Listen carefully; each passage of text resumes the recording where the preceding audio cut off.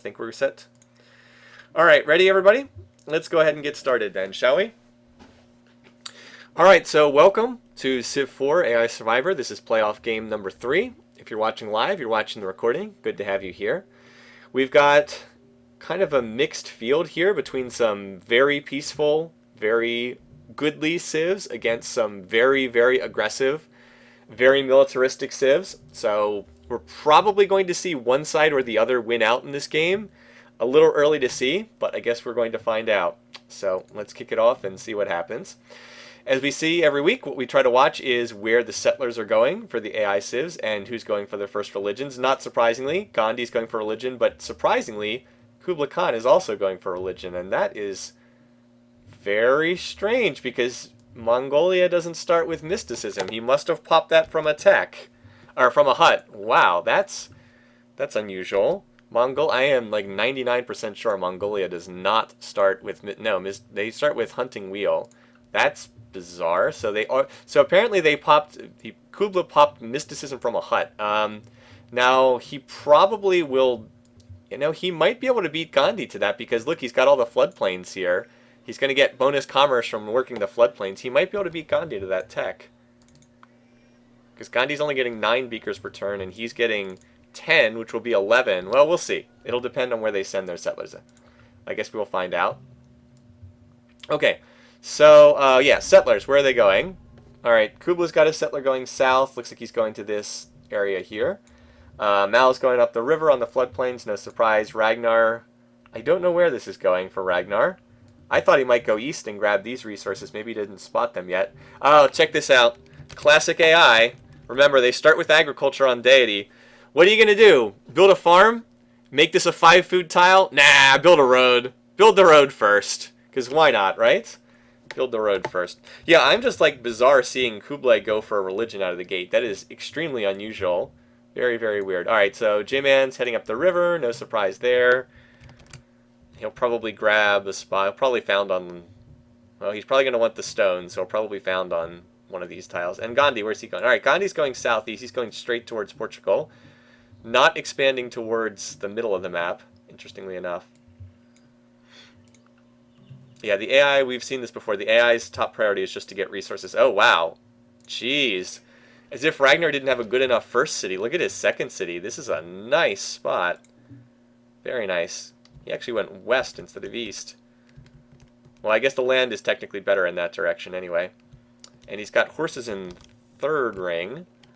So who knows if we'll get them. He has copper at the capital and ivories, so he's got a very nice start. Mansa has also found it up here. This is good for Mansa, though. He's grabbed his copper immediately. He's probably going to need that copper, so that's good to know. The polytheism race is still very close here. Let's see. We should see... that city might keep walking further. Nope, founded this turn. All right, they are connected by a trade route. Looks like Gandhi is going to win the polytheism race. Look, he's 1 turn ahead. So I thought Kublai might win this race, but no, looks like it is going to be Gandhi nonetheless. I don't know how he's winning this race, though. Like, he definitely doesn't have as many beakers. I'm sorry if I'm obsessing over this, but I'm very curious, because, like, Kublai's at 12. Gandhi's at 11. I don't know. I'm not sure how he's ahead. Oh, well. He is, though. Gandhi's going to win the race, so Kublai's not going to get that. And Mansa's going to found meditation, so we get that. All right, thanks, Gargantua. How you see stuff like iron and coal in your... Well, you can't. The only reason we can see this is we're in debug mode. Watch, this is what the map actually looks like right now. That's the only reason we can see it is because we're in debug mode. You know, normally you can't see them, but I put it in debug mode. All of a sudden, it pops up right away. Here, I'll give you an example. Right, like look at Delhi right now. Here, I'll watch. Put in an anti-tank here. All right, see right now, there's aluminum on that hill, but I can't see it because I don't have the tech that reveals aluminum. You know, I can't see that aluminum. But in debug mode, it shows right up because, you know, we're not playing normally. Championship's going to be in 2 weeks, not next week. I'm sorry if that makes it tough for people's schedules, but we're going to take a week off and use it to build hype for the championship. Plus, I kind of want the week off anyway. Over here, we have the beautiful pig's farm. It's actually not terrible to do this, though, because it does create a 4-food tile. He doesn't have animal husbandry yet. See, J-Man is going for animal husbandry. That's not the worst decision in the world. Actually, not that bad. Yeah, Kubla probably got delayed 1 turn because he had the hut pop. But that 1 turn is going to be crucial. Oh, actually, no. Now they're both down to 3 turns again. Jeez, this could be close. Gandhi should get it, though, because he's first in turn order. So it's not going to matter. Gandhi will win that race. Alrighty, so Mal's got a city down. He found it on the Plains Hill. This is actually a pretty good spot. Oh, what the... Oh, look at this. Apparently I accidentally have floodplained this and created a super tile. Well, that's okay. I'm going to leave this in because the AI probably prioritized this. But, yeah, that's basically like a wheat tile there. See, this is what happens if you put floodplains on a non-desert tile. You create a super tile. It's a plains that's 4 food and one production. That's fine. That's not going to change the game in any crazy way. We'll leave that 1 tile in there. But that's I obviously made a mistake when doing stuff in the map mover, in map world builder. World builder. That's the word I'm looking for. And yeah, J-Man founded his city here because he wanted stone, and it'll be in 2nd ring. It's not a terrible spot. Not great, but the 2 floodplain. I mean, that's never going to be a great city, but it'll be okay. By the way, check out what the AIs did with their settlers. So these guys went west, and these guys went east. So no one moved towards the center of the map. That's kind of interesting. Might be more interesting to see the turns in non-debug mode. No, definitely not. You can't see anything. I'd have to debug like a gazillion units everywhere. No way. It's so much easier to see this game. So much easier in debug mode. Trust me on this. Anyway, so the polytheism race is still on, but Gandhi should win this. And then Mansa will win the meditation in his 2nd city.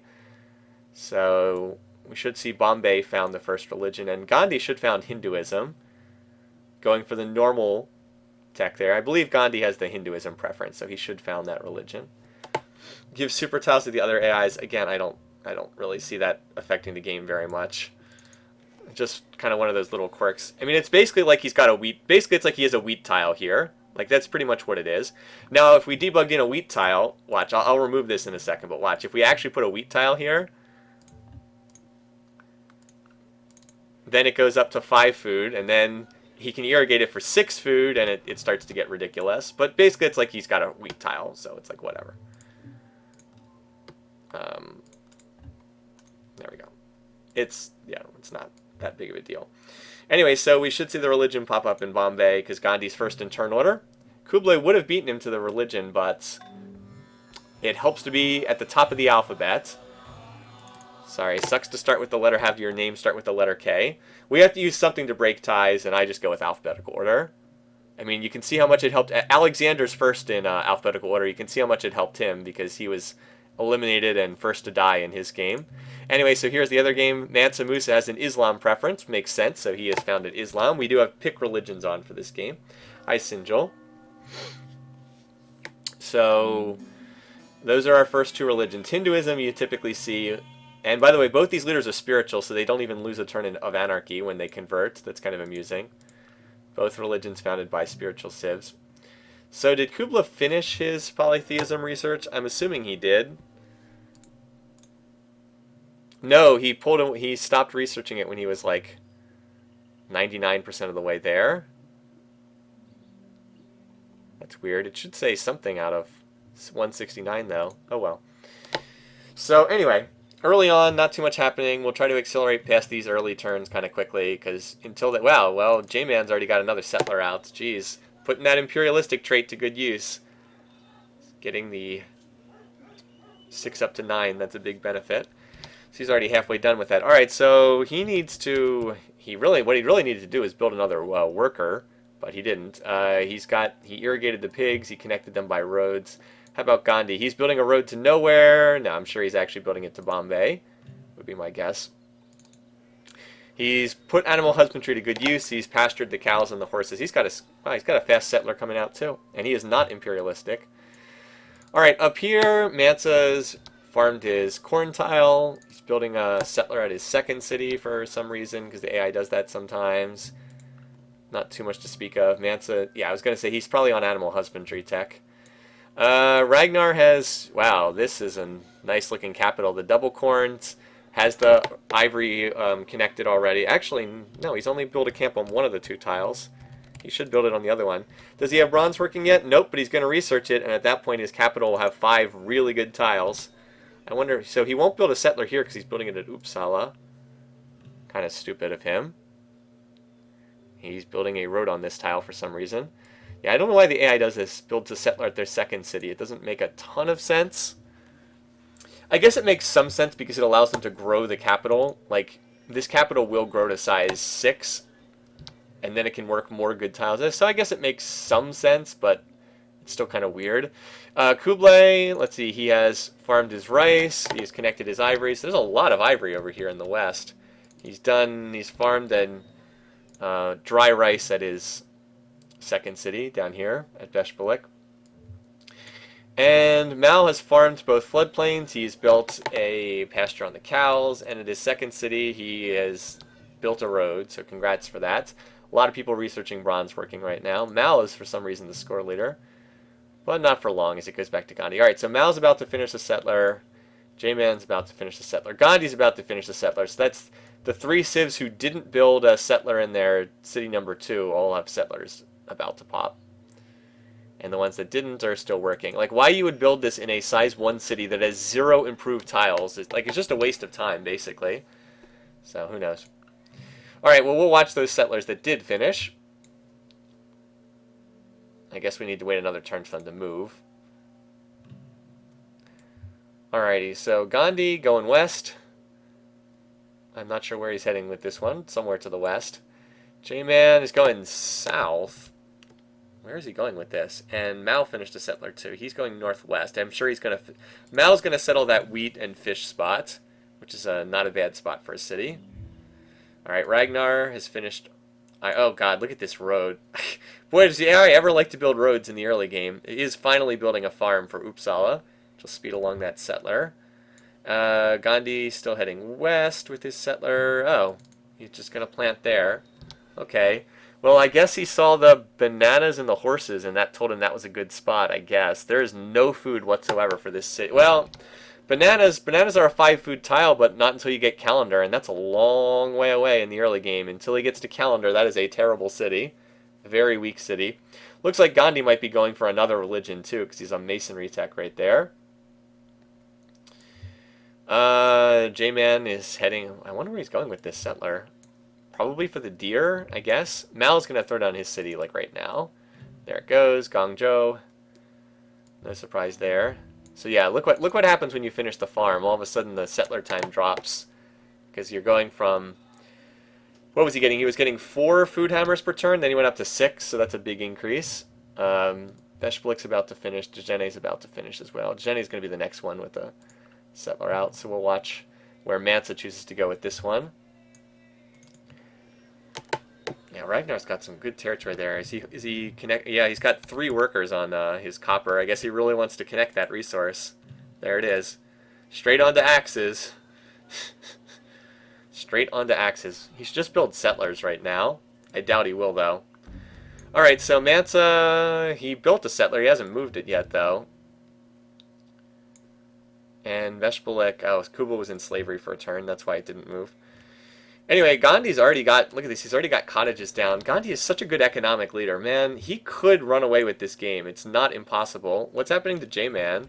Wait, didn't he have a settler over here? He didn't lose that settler to Barbs, did he? Please tell me he didn't just lose a settler to Barbs, because I do have him coming in second in this game. Okay, so Portugal just lost a settler to the Barbarians. Yep, look at this. 3 out of 5 experience on the warrior. So, Portugal just lost its first settler to Barbarians. Yep. So, Portugal's off to a poor start. Some people are going to enjoy that, some people are not going to enjoy that, depending on what you predicted. So, that's actually kind of good news for Gandhi, I guess. It means he's under less competition for Portugal right away. Jeez. Alright, so even with all their deity cost discounts, the AI still can lose settlers to barbarians. Let's see, where's Mansa going to go with this settler? Apparently he's... Alright, so what he's doing is he's waiting for these skirmishers to get over to his city to start moving that out. Uppsala finished a settler. Beshbalik will finish a settler. What's Ragnar doing now? He's building a scout. Why in the world he wants a scout is beyond me. I guess he wants more vision on the map. But geez, this capital is really good.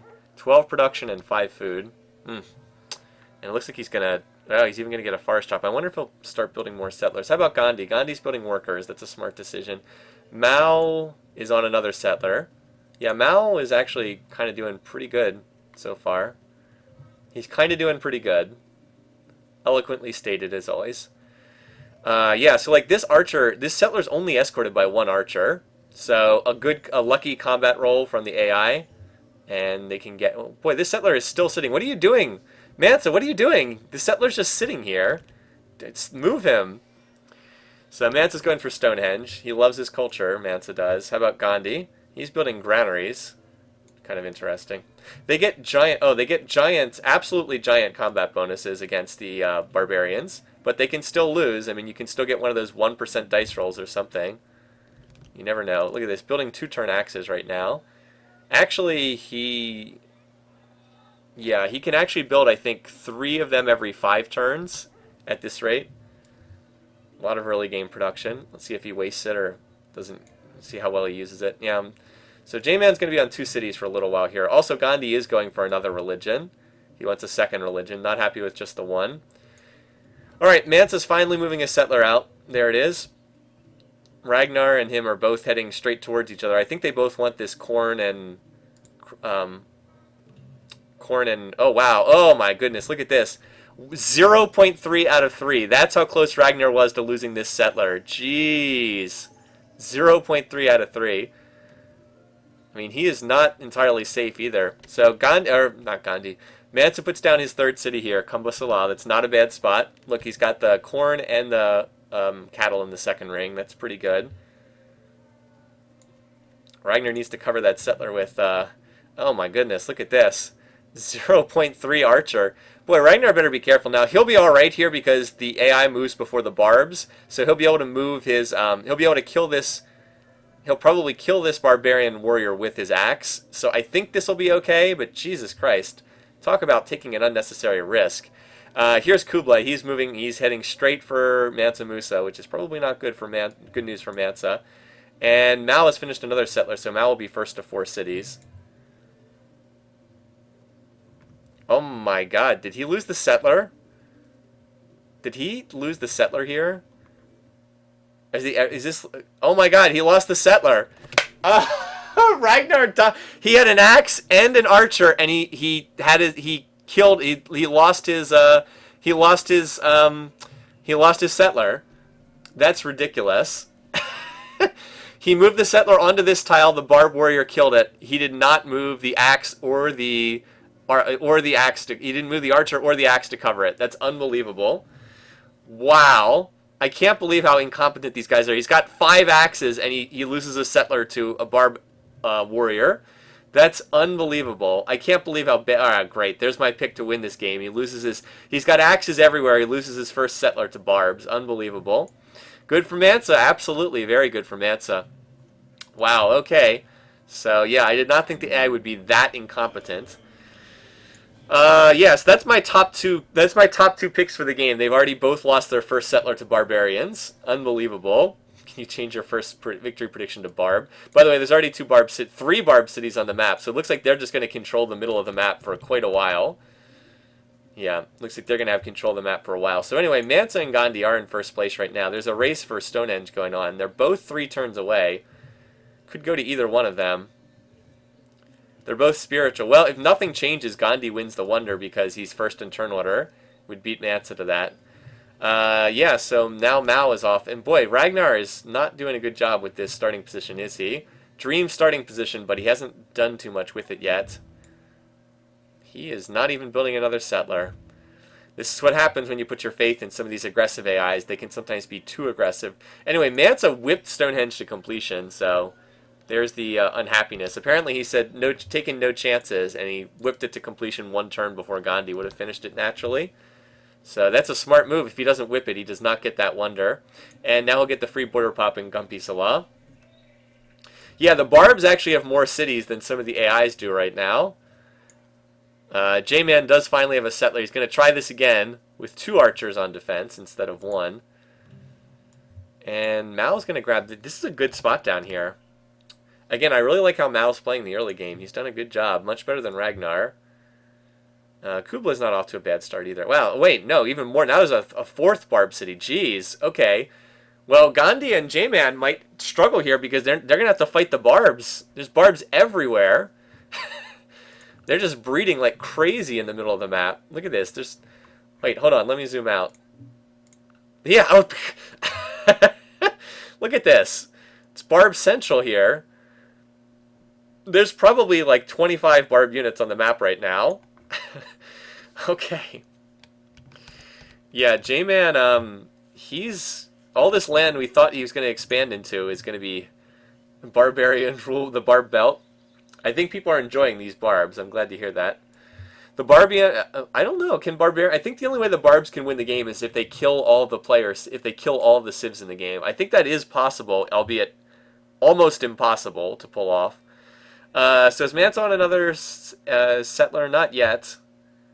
Gandhi's like, you know what? So I didn't get Stonehenge. I'm just going to build the Great Wall, which actually would be a pretty good wonder on this map.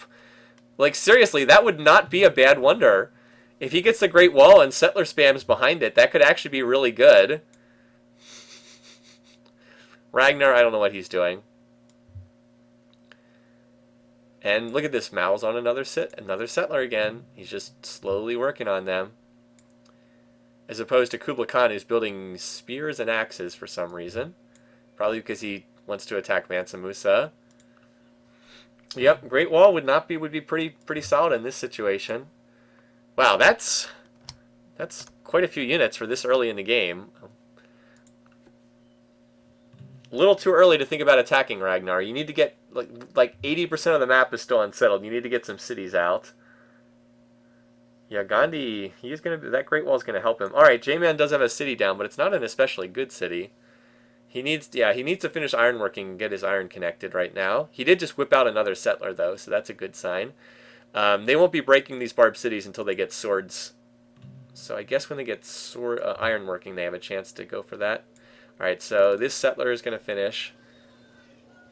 Who knows? Now maybe Ragnar can try again to get a city down. But like, think of how much weaker he is by not having... Like, he should have a city that's already grown. He was going to plant it on this tile, apparently. That city should already be like size 2 or 3, ready to crank out another city. So Mao tossed down Xi'an here. Look at this. Settler spam from Mao, filling up this corner of the map. As opposed to Ragnar, who has 2 cities. 5 against 2. So Gandhi has thrown down Pataliputra. He also finished the Great Wall, and it is like a logical Great Wall right now. Look at this, keeping the Barbs out. It's like, this is the line the barbarians will not cross. This Great Wall looks pretty cool. Not one of those stupid ones that doesn't make any kind of logical sense that we often see in these games. Hold on. I'm going to get an aerial tour of the Great Wall as it wraps around here. All the way there. Keeping these guys out, keeping the barbarians behind the gates. Ah, there they are. Those barb archers in their little barb villages here. The archers who are about 75 feet tall, apparently. Something like that. Yeah, that Great Wall is pretty awesome looking. Well, anyway, Gandhi is doing well in this game. Sadly, Ragnar and J-Man, who I predicted to win the game, are doing very poorly. And... where's his other settler going? I know he just finished... it's still in the capital. I guess he's building units to defend it. Yeah, Portugal is going to need to conquer some territory from the Barb Civ if they expect to do anything. Ragnar, where's he sending his settler? I know he just finished one. Here it is. Right there. I guess he's going over here to the east. He's also built a lot more military than he needs for this stage of the game. And look at this, double settlers out of Mansa. Looks like he's getting ready to go up to 5 cities. Are we just going to see Mansa and Gandhi run away with this game as the AI leaders prove to be incompetent? Could happen. Wouldn't put it past them. What Ragnar should do is send his military to go conquer these Barb cities. He's certainly got enough units. Oh, now his settler's escorted by a single spearman. Nice. Gandhi adopts slavery. By the way, I don't think I even mentioned this. Gandhi did found a second religion while all that was going on, but I don't expect that to mean much because it'll be his minority religion. He's going to be spreading Hinduism around. Alright, so Manta just whipped the settler. He's putting the overflow into an axe. Very smart. Let's see where he goes. Alright, he's heading east with this one. Guarded by a skirmisher and a settler. Yeah, see, Manta's like, I'm not going to screw around here. Barbs are not going to capture this settler. Axe and skirmisher? Nah, not going to happen. Let's see. So right here, Kubla's tossed down another city on the border with Ragnar. They should love each other because their peace weight's both so low. This one, oh, well, that's a key city because it gets him horses. We know Mongolia wants horses. So the land is filling up pretty quickly. There's still a huge area over to the east. This is the spot that Ragnar wanted. We know he wants that spot because that's where his settler died. Oh, hello. Well, it looks like Ragnar's already launching an attack. Not even 50 turns yet. Unless he's going for a Barb City, but I tend to doubt that. Ragnar, Mansa. So he's probably... I don't think he can really do anything to Mansa, but he sure can slow Mansa down by attacking him. Yep, here they come. Well, yeah, the problem is Mansa has skirmishers because he's Mali, and Mali gets that great defensive unit. And Mali already has copper, so I don't see this doing much of anything. Well, Ragnar, here's where he throws his game away by doing an early attack, but he probably also throws Mansa Musa's game away, too. I don't know, maybe Mansa can counterattack here and make this work. But that is definitely our first war declaration of the game. Not even 50 turns, one of the fastest I've ever seen. Maybe he can, I mean, maybe if he gets lucky and snipes Kumbi Salah, it's not very well defended. I don't know. Unless he can snipe that first city, though, this isn't going anywhere. So there we go, turn 49, our first war declaration. Early wars tend to be horrible failure in this game, I agree. Did Mao play? Oh yeah, I was going to say, I was trying to count there, and yes, Mao does have another city. Boy, Mao is playing a smart game here. Look at all this territory he's got for himself. His cities are small right now, but they'll get better in time. He needs happiness resources, though. He has no luxuries. That's a bit of an issue. Well, maybe he'll go for early... He might go for early monarchy, because he does have wines. That would be smart. And he has multiple calendar resources, too. So yeah, this war is not going to succeed unless Kublai Khan also declares war, and don't put that past him. We could very easily see that happen too. Alright, so yeah, Ragnar will not build any more settlers because he's at war, which means he's on 3 cities. Yeah, that's probably not going to work. And Mansa's going to go up to 5 right here. So unless... Ragnar has to capture Kumbi Salah right away. If he doesn't do that, he's finished. He loses this war. And he didn't even, he actually backed off. He didn't even attack it. So yeah, I'm not seeing this happening. Like this stack doesn't even have that much in the way of attack units. It's 2 axes, 2 spears, and 2 archers. It's like whatever. That's not succeeding. And Mansa's planted another city up here. So again, the only way that this works is if Ragnar gets someone else to join him in his war, which he very well might. Unfortunately for Gandhi and J-Man, they can't really expand until they deal with these barbs. Too many barbs over here. And they need swords to deal with that. Now J-Man is building swords, so maybe he'll be able to do that. But there's not a lot of land to grab. I guess you could get something in this region over here. Yeah, and Mansa has religion. He picked up he got the meditation religion, and he picked Islam because that's his preference. Alright. Oh great, this is even smarter. Look at this, he's worst enemies with Mao. I still think Mansa's in bad shape long term because he's going to be hated by all 3 of these AIs. Look at this, he's heading for the capital. That's not going to work. Barring some absurdly good dice rolls, this is going to be a complete failure. Well, at least it's not boring. Yeah, this is never happening. Mao converted to Islam, which, you know, you'd think that would improve relations with Mansa, and they will, but Mao just doesn't care much about religion. Where is Mao? Yeah, look at this. He's still annoyed, even at +1. Yeah, so I can't possibly see Ragnar winning the game at this point. Ragnar has horribly botched his early game. At this point, all he can do is wreck Mansa Musa's game. That's about all he can do. He can destroy the game for Mansa Musa, but he can't win himself. Mansa will finish this axe. Yeah, he's going to have a skirmisher, 2 skirmishers, and 3 axes in this city. So that will do 0. Oh, well, Apparently Ragnar realized that was going to do nothing, and he moved over here to start pillaging. That actually would be more effective. He just ran around pillaging. That would be a more effective plan. He could actually go for Gao. He could actually conquer this city if he went down there, because Gao only has a skirmisher and an axe for defense here. Yeah, this has been a weird early game. I don't think J-Man ever moved his settler out. It's still in his capital. He's never moved it. Yep. So he's never attacked with it. There's archers on the attack here. Look at these barb cities. Size 3. Some big cities. Anyway, look and look at this. Mal just put down another city. Oh, that's so sad. The peak blocks him from getting to the marble. Maybe someday they'll sail a settler down here and found on the marble.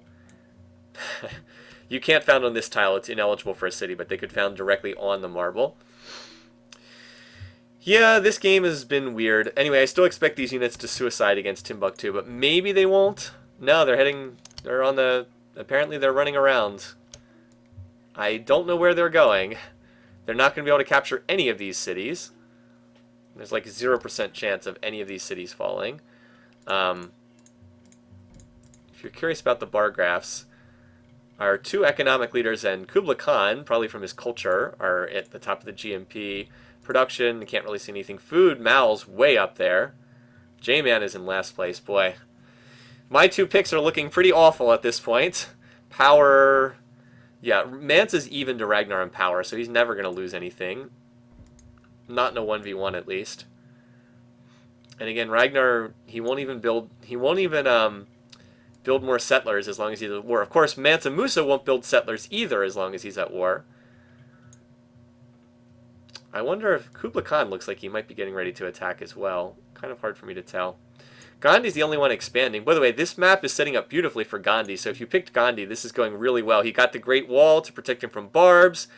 All the leaders on the left-hand side are kind of screwing around. J-Man's doing nothing. Gandhi's just like, yep, this can work. This is good. This could work. I have noticed that aggressive leaders have been doing poorly. That's true. That's why I said I was hesitant about that Ragnar pick, but I just like the way the map's set up for him. Anyway, he just attacked Timbuktu and nothing happened whatsoever. He just lost all his units and did nothing. So, as I said, I was hesitant about that pick. I just like the way the map's set up for him. I did not think he would lose a settler to barbs and then attack this early with most of the map still available.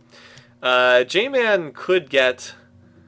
He's got swords incoming. He might be able to do something against this barb city, depending on how the dice rolls go. Well, he got an unlucky dice roll. He attacked with a sword and he lost, and he promoted one of the archers. That's a little bit unlucky. Meanwhile, Ragnar continues to walk units into Mansa Musa territory and not do anything with them. Kublai is doing something. Is this a settler? Alright, Kublai's still expanding. I don't know why he wants this spot. I guess he saw the iron. He really should grab one of those gold tiles, because I don't think... Well, he has ivory. I was going to say he has no happiness resources, but... He's got... Where is he going with this settler? I guess we'll find out someday. Well, that's interesting. So J-Man has converted to the minority religion of Gandhi.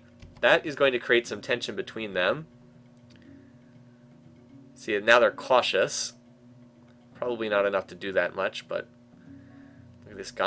Gandhi's the worst enemy of Mao. And the worst enemy of Kublai. Wait, he's the worst enemy of all of them? Worst enemy of Gandhi. Where's Gandhi? He's the worst enemy of Kublai and Mao, not Ragnar. Ragnar is Mansa's worst enemy. That's Peace Weight in operation there. Yeah, well, I don't know. Gandhi's... He's in good shape. I like his position. Kublai's now researching horseback riding tech, too. Alright, so he planted... I guess he wanted that iron, because that city's pretty awful, aside from the iron. So Ragnar continues to build military units and then walk them into Milanese territory and have them commit suicide. Mansa's actually building a settler, even though he's at war. The AI almost never does that. As I said, so did this sword... No, and J-Man's having rough luck against this barbed city. He attacked it with swords, but his swords lost and they just promoted the defenders. Whoops. So that's not good. Gandhi's on another settler. But these barbs are going to seriously limit the contact between East and West for a long time. Now Mansa's sending his units out to attack. Probably the worst thing he can do. How about Mao? I haven't checked in on him. Mao is building swords. Is this another settler? No. Just exploring. Unfortunately for Mao, he's basically out of territory right now. He has no culture in this city either. Yeah, he's got, like, no culture, and he can't really go anywhere else. We'll watch Mansa's little attack force. Never mind, they headed back into the city again. Yeah, well, Mansa and Gandhi is shaping up well for them. Cannot deny that the map looks pretty good for them at this point. Mansa has withstood the early aggression. Oh, hello. Ragnar did put down another city. He must have gotten a settler out. So I guess they do build settlers when they're at war, at least occasionally. There is still a lot of land for Ragnar to claim. Look at this. Look at this. The Barbs are even putting down tile improvements and building roads between their cities now. This is like a serious... The Barbs, they're even doing some research there. They're researching pottery tech. This is kind of interesting. Mao's just now... Yeah, I told you Mao doesn't care about religion. He places, like, no preference on it at all. So J-Man's had this settler in his capital for ages, but he's not doing anything with it. What's this? There's a lot of units there. He should send them to kill those Barb cities. Anyway, Gandhi is flooding him with missionaries, so I expect J-Man will convert back to Hinduism pretty soon. Or convert to it, because I guess he's never technically converted to it in the first place. So here comes the latest Ragnar stack. Unfortunately, it's all axes and spears. Well, the axes are fine, but the spears aren't going to do anything. Does he have... Alright, I was going to say, does he have iron? It looks like he does. No horses, but he does have iron. Where is his... Oh, he found it on iron at Burka. Okay, so we got to keep watching Kublai and Mao to see if they choose to do anything against Mansa. Kambi Salah is building another settler here. Hello, that's a nice little stack there. Look at all those units. Be interesting to see what Mansa does with these. So Mansa is going for monarchy, but his economy is... I mean, Mansa's don't be fooled here. Mansa's definitely been slowed down by all this. Here goes Ragnar stack. But Mansa, boy, I wonder if Mansa could actually capture one of these cities. He might be able to. He's got a... That's a pretty good stack there. I like his chances of capturing something more than Ragnar's right now. Is Gandhi preparing to go after the Barbs? I haven't seen much of any units out of Gandhi, and that's pretty typical. He has that 0 out of 10 build unit emphasis. Meanwhile, J-Man is just throwing units at the Barb City and not killing them, so his game has been a disaster. I mean, a complete disaster. It's been a weird game. I think I actually like Gandhi and Kublai and Mao's positions the best right now. I still don't like Mansa's position because, well, everybody in this corner of the world is going to hate him. He split up his... Well, he's got a decent stack going after one of these. Oh, wow. Could he get Uppsala? It's almost completely undefended right now. Jeez.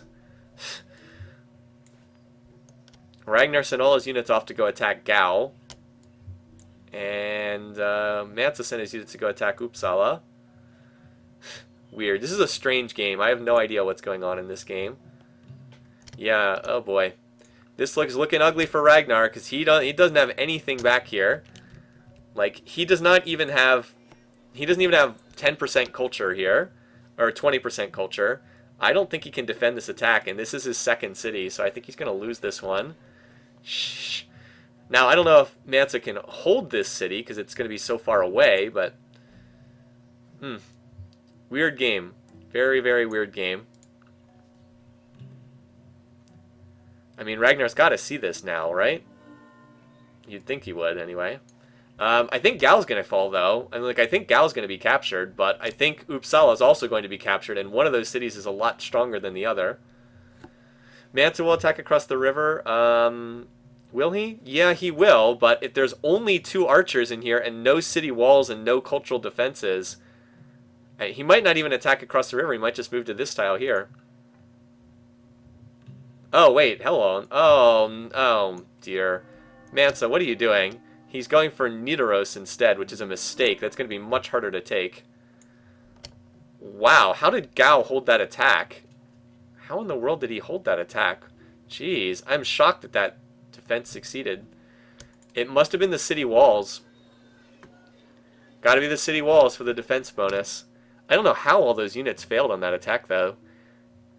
Maybe some unlucky dice rolls for Ragnar as well. Oh well. So Mansa holds and is even stronger than before. Mansa. The power of walls, yep. Power of walls and skirmishers, absolutely. Well, I don't... He only had one skirmisher in there. I think it was his axes. I think his axes got some really good combat rolls. Like, didn't take damage or something like that. Anyway, this has been a totally weird game. J-Man is still stuck on 2 cities. He's got a sword and a spear incoming, but he is struggling. Look at this. He's promoted this Barb Archer all the way to City Garrison 2. So it's like he's just making it stronger. Meanwhile, Gandhi's like, just doing my thing, just getting more cities over here. Just going to keep expanding. Weird. And Kublai is doing something. What are Kublai and Mao doing? We're not really watching them. All right, Mao's building the pyramids. He seems to like that wonder. I see Mao go for the pyramids in almost every game. Kublai, I don't even know what he's doing. I guess he's building another settler down here. So he's probably going to try to... Oh, wait, he's got another settler here. I guess he's trying to colonize the north. That's not a bad idea. Well, this stack can probably take any city other than Nidaros. And it looks like Ragnar attacked and killed something in the stack. He attacked across the river, but... So Ragnar got a lucky dice roll there. He attacked across the river and got a kill with his axe. See how it's 6.5? So he got a... Well, it is shock promoted. That probably helped. If Mansa would just combine all these units into one stack... Look at this. Uppsala still has 1 archer on defense. He could take that city so easily. What's the narrative explanation for cultural defenses? It just made sense from a gameplay perspective. We were like, why would someone want to build culture? What does it do? And then we were like, oh, culture provides extra defense. And then we're like, yeah, that makes total sense. So that's why. It was just made sense from a gameplay perspective to do it, to have that as an extra benefit. All right, so now he's swung back to Nidaros again. I don't think that this city can fall because it's 40% defenses.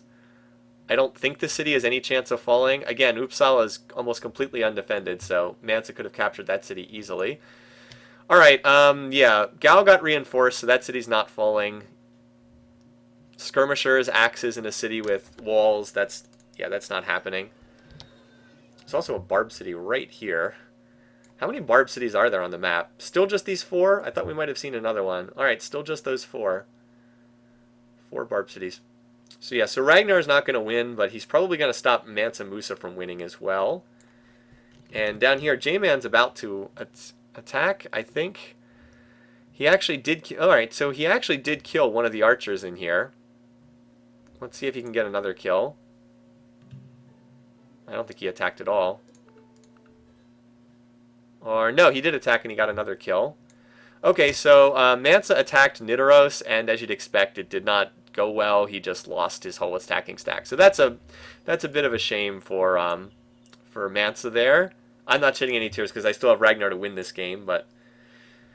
so now Ragnar has turned back away from Gao, and he's moving towards Timbuktu. Again, I don't think that any cities can really be cracked here until you get construction and catapults. But Kublai's doing a great job of settling the north. Look at this. He's grabbed this city here, Samarkand, which is not a very good city, but it will grant him gold at least. And he's got another settler up here that's going to give him furs. And he'll probably look to get a little more aggressive once he's filled up the map here. Mao is working on the pyramids, I suppose. Mao's big problem is he just didn't have enough land in this game. So J-Man is still trying to crack this city. He might be able to crack that city soon. Gandhi is building the Oracle and more settlers. Just doing his thing. Maybe he never had vision. Yeah, that could be it. He might have just not had vision. I think the AI needs to see the city to be able to target it. I could be wrong on that, but I think that's the case. That could totally be true. Alright, so this has been a very strange game. It's been entertaining. My predictions look awful. My 2 predictions are sitting in dead last in score. If they hadn't lost the cities to or settlers to Barbs, I think they would have been in much better shape. Alright, sure, we'll sign open borders, whatever. So, ooh, hello. So what happened there is Ragnar's units were on this hill tile, and Mansa attacked them for some reason on a forested hill tile where they get the 75% defensive bonus. So none of Ragnar's units died, and all of Mansa's units died. Now, I still don't think he can crack these cities, but at least it's theoretically possible at this point that these units could heal, promote, and if they got some lucky dice rolls, they could maybe capture that. I mean, it's very unlikely. It's only a sword. Never mind. It's only a sword and an axe. It's all spears. Spears suck on the attack. So never mind. That's not going to happen. The Mordekaiser strategy, win by feeding. So his sword unfortunately died and did not take out the archer. So he's got it down to two archers in here. But look, they've both been promoted. City Garrison 2 and City Garrison 1. So those are not going to fall anytime soon. Meanwhile, these barbs over here are like a freaking civilization. They've got, look at this. This city's size 6. They've got workers out. They've got cottages going down. Animal husbandry being researched. Not fast, but it is being researched. 1 turn. The barbs get text for free as the AI discovers them. Like, if this city can pop its borders, this could be a really nice city. This city up here is not doing quite as good. But, yeah, like, the AI's got some decent... The AI, honestly, the AI is, like, as strong or stronger than J-Man right now. I believe we had 0 picks for Kublai in this game. Hold on, I'll just check it real quick. To win the game, Kublai had 0 picks and Mao had 4. So nobody picked the 2 of them. So if either one of them wins, that's like... We're going to be a score bloodbath.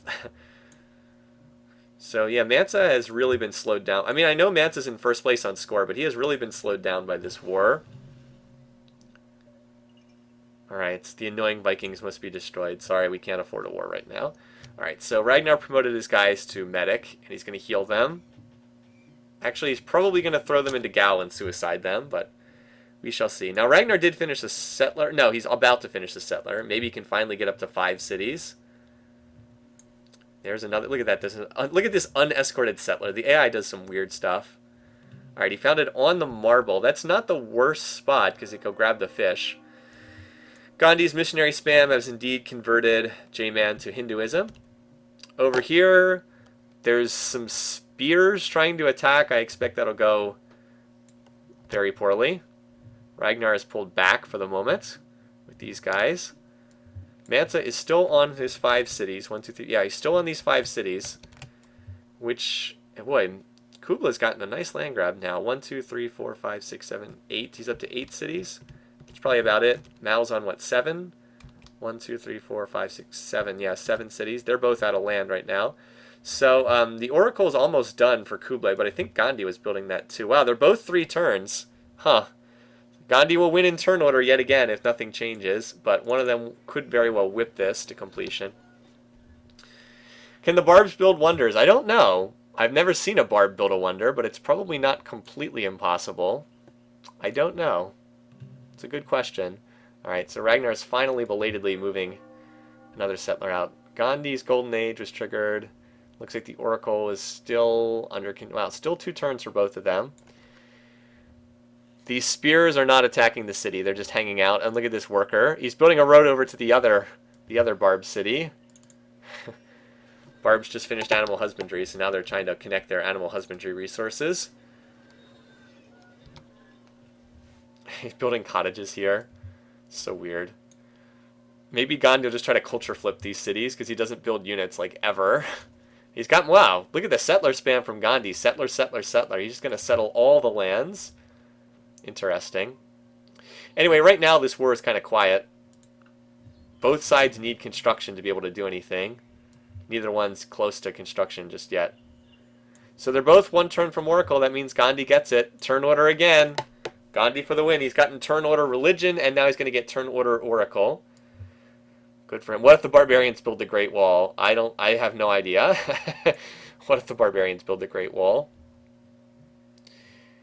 There's almost enough units here to be threatening, especially because some of Gal's units have moved outside of the city. Almost. But it got reinforced. Alright, so Christianity was founded. That must be... Alright, so Gandhi built the Oracle. He probably slingshotted... He slingshotted either Theocracy or a Code of Laws. Let's see which one he took. So he chose to cash in the free tech on Theology. He wanted another religion. If you have Gandhi to win by culture, this is not looking that bad. If you have J-Man to do anything, this game is looking bad. So there's another sword over here. I think we might finally see this Barb City go down. Maybe. Also, Kublai seems to be building a fair amount of military right now. Is Ragnar... Alright, so Ragnar did finally get another city. He's up to 5. He's tied with Mansa right now, although his cities are a lot smaller. Because he did, in fact, build another settler. Still not a very impressive land grab, but I guess there's still territory down here for him to grab. at some point. I don't know. Ragnar could still come back from this. It's not looking good, but it could happen, in theory, with some help from Kublai. Though it's more likely Kublai would just take over the dominant spot if that happened. But he's not completely out of this. He could still come back. J-Man, I think, is just done at this point. I think he's too far behind. All right, so he's going to attack. Can he get a kill? Oh, he got it! Yay! Good for him. So he attacked with the sword, and hey, the best turn of the game for him. He got us another city, and he built the Great Lighthouse, which might be his saving grace in this game, because he has 2 coastal cities. All right, good for him. But meanwhile, Gandhi is more settlers running out there. Is Mansa sending units to capture the Barb city? I don't think so. Or if he tried, it did not succeed. Actually, I think, you're right, he did. He did send units over to attack that city. It did not work. Did not succeed, unfortunately for him. So Mao will get the pyramids. I'm not sure it's been worth it building the pyramids all that time, but he will get them eventually. So the Barbs lose a city. Yeah, hey, maybe J-Man can do this. Comeback kid. He's got a long way to go. He does still have that settler somewhere. It's been in his territory like the entire game. Hold on. Where is it? Domestics. Wait, there's a Barb worker up there. Maybe he deleted his settler. Maybe he lost it somewhere. I guess he doesn't have a settler. Huh. Oh well. So, yeah, Gandhi has clearly come out ahead up here in the north. Gandhi's going to found another city over here sometime soon. Moving the settler out unescorted. Jeez. AI loves its unescorted settlers, doesn't it? Kublai has more settlers out, too. Also, he's building a lot of swords. So Ragnar's got a decent stack here. Again, without construction for catapults, I don't think he can really crack any of these cities, which all have city walls. But if he got really lucky, maybe. And Mansa did promote the archers in that city. Look at this settler running around down here. Well, so much for Portugal getting much land. Look, Gandhi's already got just about everything. Mansa Musa builds the Islamic shrine. He also finished monarchy tech. He's in hereditary rule. So he's going to have some big cities. 1, 2, 3, 4, 5, 6, 7 cities for Gandhi. Gandhi's going to have to... He's basically out of land now, though. He's going to have to conquer a Barb city if he wants more territory for himself. The Barb capital is as nice as any. I don't think the Barbs have capitals. I guess this one is like their unofficial capital, right? Look at this city. Pretty nice. Need some happiness resources, though. Interesting, yeah. So who gets these Barb cities is going to be pretty crucial. If Ragnar gets them, he could actually get back in this game. But if Gandhi takes them, he'll be very strong. I'm still wondering if if Kublai is going to attack somebody, because he does have a fair amount of military. He has a high aggression rating. Oh, no, looks like he's going to try to settle down here. Mao and who's going to get this spot? Kublai, he moves first in turn order. No resources, but just wanted the territory, I suppose. That might push Mao over here. Actually, it probably will push Mao over here. Ragnar has been stunted very badly. He's moving in with another stack, but I don't see this doing much of anything. City Raider swords. No, Mansa's too strong. Yeah, that did nothing. So Mansa killed those units. Just imagine where Mansa would be if he wasn't fighting this war. Pretty good shape. Alright, so where is this? I'm curious if that Mao settler goes anywhere. Here comes the missionaries. Hindu missionaries on their way. This game is weird. This has been one of the stranger games that we've seen thus far. Has not, with all the barbarians being so wacky, it has not played out in any of the way you'd expect. That Barb unit got a promotion, killed something. Ragnar still has more units wandering around on the front lines. Temple of Artemis, what the? That's weird. Mao has almost finished the pyramids. And I guess he's going to slip his settler through here. Does this city have any culture yet? No. No culture. Talk about wasting a dream start again. Ragnar has certainly done that. Alright. Sure, we'll sign open borders, why not? But Mansa has been stuck on just 5 cities, and the map is filling up, so that's, not good news for him. Here's another attack that has no chance of succeeding. That'll be another suicide against Timbuktu. Or a step north for some reason. I'm actually probably more interested in what's going on over here with these Barb cities right now than in the actual war. Alright, so wow, Ragnar attacked... Oh, this city is... What the... This city only has one archer on defense, so somebody's going to get this. And it's... Wow, is it going to be Mansa or Ragnar? Probably Mansa, because he moves first in turn order. Unless the Barbs can get another archer out. What the... Oh, what just happened? Oh, no, never mind. Might be Gandhi. Might be Gandhi to get this one. So Mansa chose not to attack. Ragnar did attack, but his sword failed. Looked like his sword lost the battle, as far as I can see. How is Tbilisi a Mongol city? I don't know. It's a good question. It's Tiflis here. Or, hold on, let me zoom out. That's not Tbilisi, right? It's Tiflis. It's a different name. No, it's a different name, sorry. Getting the names confused. Alright, Mansa got another city up here in the Arctic, which is probably most significant because it gives him iron. Mansa or Ragnar. Gandhi, yeah. Geez, Gandhi is... looks like Gandhi's going to get this city, I think. And there it is. Gandhi yet again. Man, what is it with Gandhi in this game? Is this a settler? No, that's a worker. So Ragnar still has units wandering around in enemy territory. Who knows what they're doing? I have no idea where they're going or what they're doing.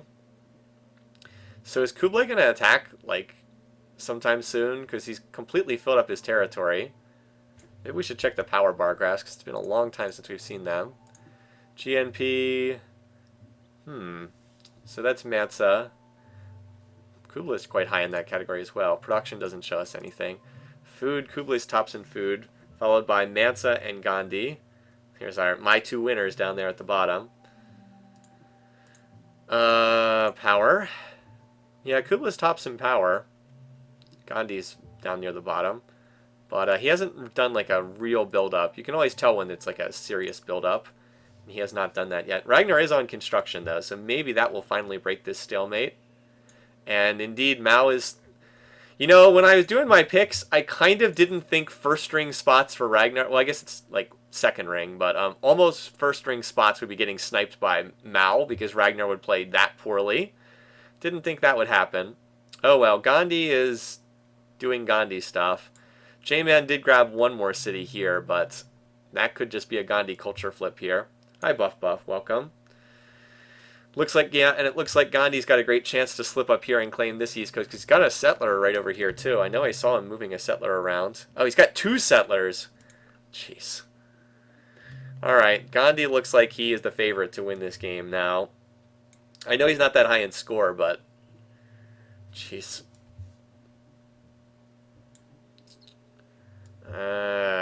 Well, Ragnar did plant another city down here. I guess he wanted the furs for happiness. Again, I'm not saying it's complete. I'm not willing to give up the dream yet. Ragnar could rally. He could do this. Okay, more seriously, this is not going to happen. Ragnar's not going to do anything. He's too far behind. Gandhi's the one in a really good position. I still think maybe I can get some points for Mansa being first to die. I'm not willing to give up on that yet. I still think there's a decent chance that could happen. Just need Kublai to join the war. As Gandhi continues to settle more and more territory. And he's in hereditary rule. We'll see who gets these Barb cities, though. Two more Barb cities west. Yeah, well, Portugal might have a chance to get them. Maybe. Look at this. And the missionaries are already on their way to the next city. Trying to convert more people to his religion as well. And another city there. So a great general was just born. I'm assuming that that's because Ragnar launched another failed attack. Looks like he did. Didn't he have a stack up here somewhere? Well, they probably died a long time ago. There's a random spear up here for some reason. Yep, Ragnar's war is not really achieving much of anything. He will have construction tech for what that's worth, but that's about it. Anyway, the pyramids were finished. Let's see what Mao goes into. Does he want to go into representation civic or something? He built the pyramids. He didn't even change civics with them. I don't think he did anyway. Nope, he's just happy with hereditary rule, so whatever. Yeah, Gandhi has gotten a ridiculous amount of land. His position's very good. Again, the picks for the aggressive leaders to do well was predicated on Mansa falling relatively early in the game, and Mansa's certainly been slowed down. You know, there's no question that he's been slowed down. So Temple of Artemis, was that? All right. Kublai has finished Temple of Artemis. I don't know why he wanted the thing, but he did build it. He appears to be on a military kick right now, because he's building units in like every city, or close to it, except his newest cities. So I think we are going to see Kublai go to war relatively soon. And that might be enough to collapse. That might be enough to collapse Mansa Musa, and then the game could be completely turned on its head. We shall see, though. That might be asking a lot, though. Anyway, this city's almost gone. I think J-Man gets this one. Hey, J-Man takes the Barb capital. Maybe he will do something in this game. Look at this. He's got resistors and everything. So that's a very important pickup for him. Ragnar just converted to Gandhi's religion. Okay, so whatever.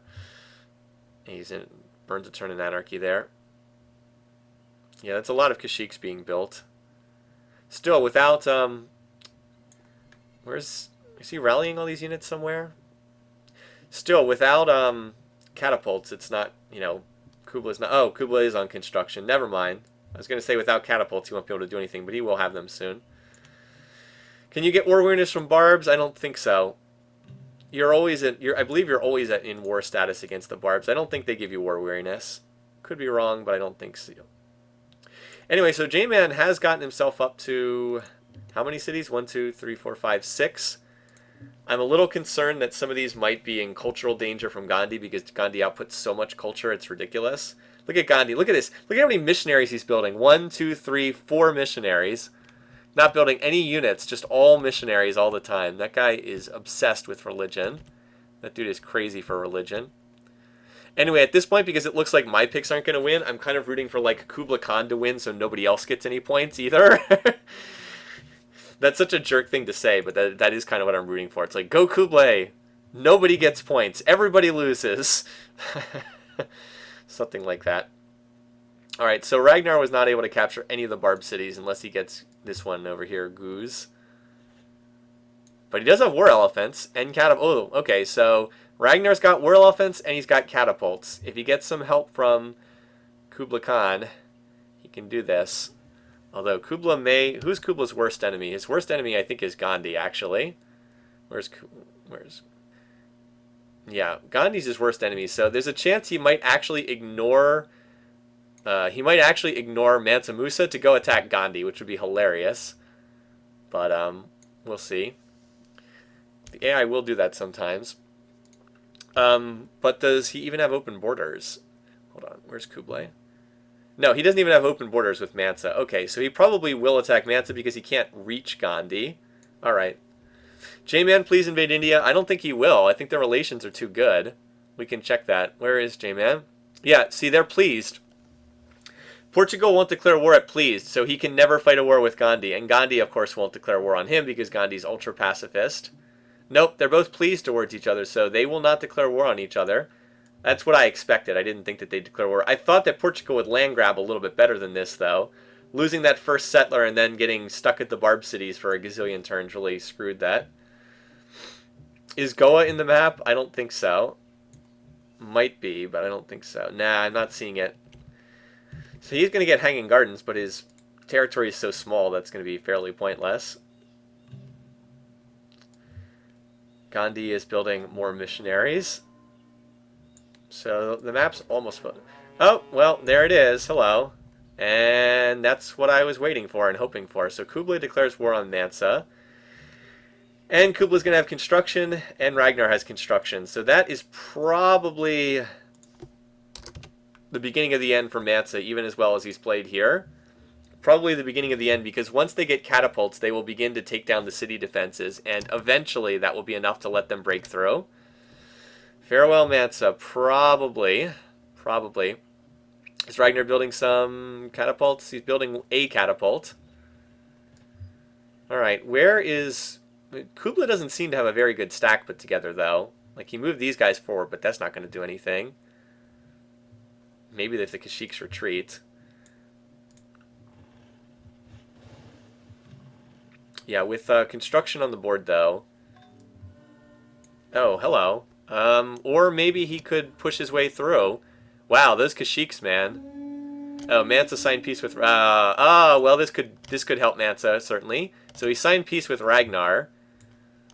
I wonder if Ragnar will use this time to try to... Well, I was going to say to settle some more cities, but there's not really much territory for him to do that. Maybe... Alright, Ragnar will probably send his force to go attack this Barb city. I wonder if he'll be able to get there before someone else is. Why does Mao have swords over here? Probably going for that Barb city. And Gandhi has a settler here. Jeez, Gandhi's just settling in all the cracks.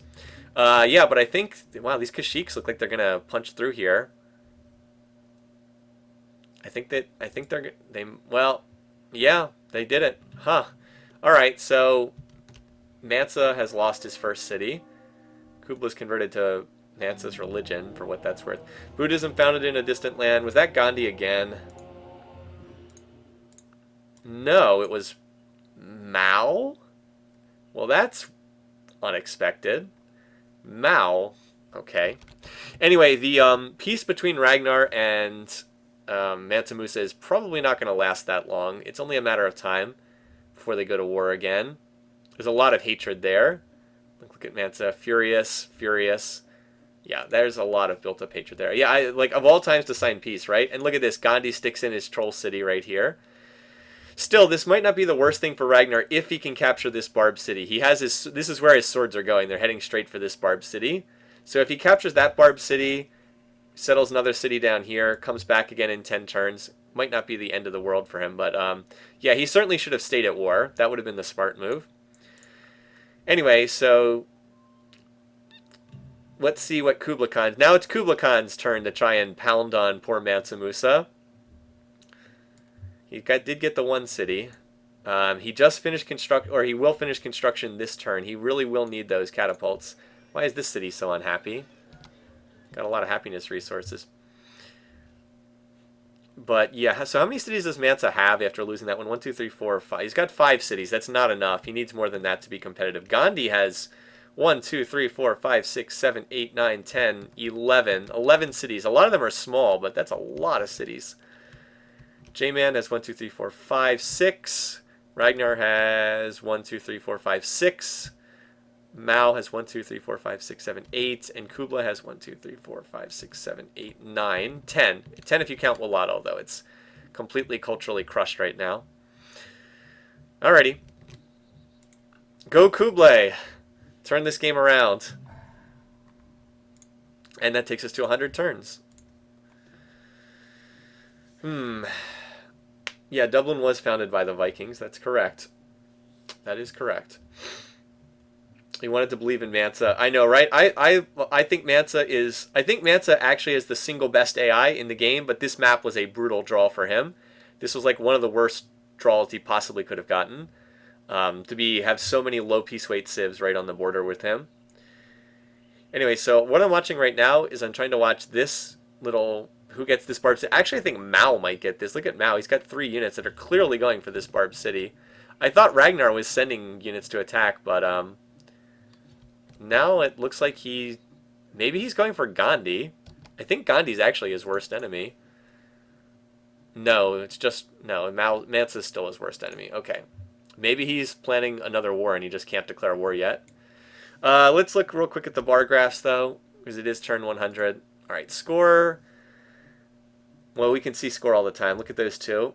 Although J-Man has been increasing his score. He's slowly coming back here. Ragnar's actually dropped into last place on score. So, congrats. There's my winner right there. Production's just meaningless gobbledygoo. Food. Gandhi has taken over the food lead for now. Mansa has dropped because he lost his city. You can see the positions. Power. Not Ragnar. Kubla's tops in power. Cluster here. J-Man's down in bottom place. Culture, espionage. We'd request to see tech rates. So Gandhi's at 52 beakers. Wow, Gandhi's only at 40% research though. Once he gets his maintenance costs under control, his research will take off. J-Man 45. That's the Great Lighthouse helping out. Ooh, Kubla 93. Wow, I had no idea he was researching that fast. Where's he getting all the... Oh, it's because he's got the gold and the gems. And he's actually cottaged a lot of his floodplains. Jeez. Is Kublai actually the tech leader? Mansa, 50. Looks like most people... Oh, no. Wow, Mao's actually... Wow. Mao actually is the highest. Ragnar is in last place in tech. Yeah, Ragnar's doing pretty poorly. So Mao's actually... Yeah, he's actually cottaged a lot of floodplains tiles. So, interestingly enough, Kublai and Mao seem to be researching the fastest right now. All right, tech tree real quick. Gandhi has the theology from the Oracle, but other than that, he is early classical. J-Man's about the same. Gandhi actually went for construction. That's kind of surprising. J-Man a little bit behind Gandhi. Kublai about the same spot. Mansa has code. Wow, he went for code of laws, but Mansa does not have construction, nor is he anywhere close to it. He should research feudalism. At least it'll let him survive longer. Mao, everybody's pretty close. I don't see any big differences. Everybody's fairly close, and Ragnar's going for calendar, and he does have some calendar resources. Okay. Yeah, so everybody's pretty close. Nobody's like way ahead or way behind in tech right now. Will we get... Oh, we might see a Kubla versus J-Man rematch. We could see that. Mansa's ahead in culture. Cancel your deals with the vile Malinese. Yeah, he doesn't like Mali, does he? But I think Mao is actually going to capture this Barb City unless something unusual happens, because that's where these units are going. Yeah, he's already clearly getting ready to attack. So I think Mao's going to get a city way over on the other side of the world, and that will create some fun implications down the road too. What is Ragnar building? Ragnar is still building all military, so he's just waiting for another war. So Kublai, with having the Kashyyyks, also having the war elephants, he does have, yeah, and like I think, and catapults, I think he will win this war. I think he wins this war even 1v1 against Mansa. Also, Mansa's building a wonder, although Chichen Itza is a good defensive wonder, obviously. He is building a wonder rather than units. So they just traded some units there. Worst enemy of Gandhi. Needs to get those catapults out. There's a catapult under construction. Where are these guys going? Are they going after Mansa or are they going after Gandhi? One of the two. You know, Ragnar could probably snipe this city, and there's not too much Gandhi could do about it right now. Although Gandhi does have an awful lot of units, or an awful lot of cities. He's using them to build missionaries, but he does have an awful lot of units. I am curious as to where this stack is going. Real curious. Yeah, Kublai, I mean, if this were a human playing, what Kublai would do is he would just wait until he got catapults, and then he would go for a stack. But, of course, he won't do that because it's the AI. So he just sent in his units to die, although I think he killed a fair number of Malinese units, too. All right, this is the stack to watch, too. Where are they going? Are they going for Gandhi? Looks like they are. Looks like it. I wonder if this city will grow to size 2 in time to avoid being auto-raised. Sure looks like that. Well, might be going back to... And he does have a catapult here, so it might be going back for Mansa. I don't know. This city might get recaptured, by the way, because it's so difficult for Kublai to reinforce it. It's frantically starving down, so... Yeah, Kublai needs to get a stack with catapults together. It's too hard to attack these cities that have 60% cultural defenses.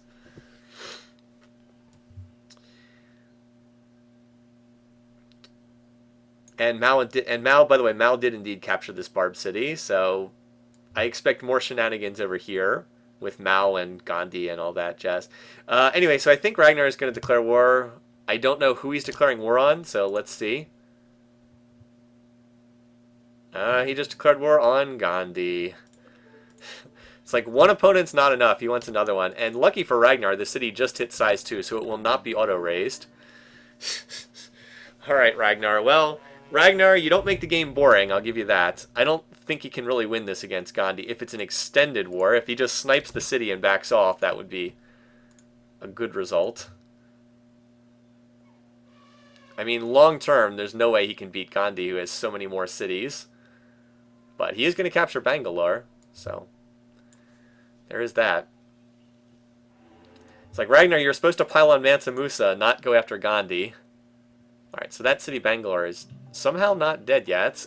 I'm not sure how it survived that turn, but it will fall. How much culture? Gao might even be able to culturally flip that city. So Gandhi goes into theocracy. Gandhi starts building military. Uh-oh, the sleeping giant has awoken. Gandhi, and we got another Barb city up there, so the Barb civ's not dead completely. The sleeping giant's been woken up. Gandhi is starting to build military. Could be trouble. I wonder what Mao, if Mao will try to attack somebody. Gandhi is Mao's worst enemy, so if he attacks someone, it would probably be Gandhi. He's so far away, though.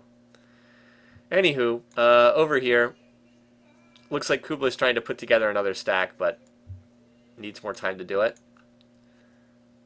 So Ragnar's going to get that city. I don't know where he goes from there, though. That city Gaul would be nice. I mean, if he... Like, alright, so the ideal scenario for Ragnar is he slips in, he captures this city of Gaul, and then he signs peace, and, like, Gandhi signs peace because he sees himself getting beaten in war.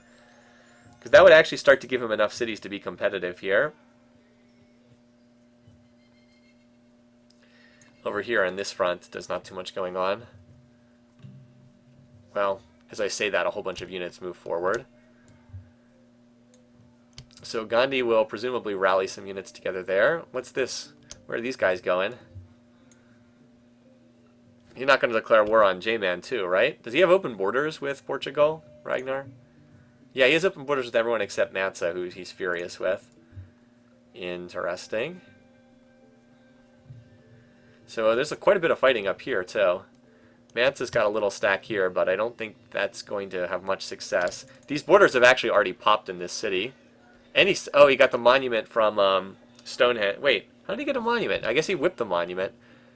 Of course, he needs a lot of culture still to get control of his first string, but if he holds this for a few more turns, he'll start to get control of his first string tiles back. Especially this tile, which would be key because then he could build a road into Wallada there. Kublai might run over, maybe. I don't think it'll be fast. He did stop building Chichen Itza. Oh, well, look at this. The Islamic shrine would be very, very valuable to pick up. So that would be a desirable target to pick up, to say the least. No, we can't afford a war right now. Where did Ragnar move those units? I guess he just moved them back into his city there. Yeah, so Gandhi is building a stack. He had, like, no units at all, so he had to build it from scratch, but he is building some. Oh, what's this? I see red moving across the mini-map. Mao is doing something. He's got a lot of red units in Ragnar territory. They're probably just going to this city to reinforce it, but there's also a possibility they're running over to attack Gandhi.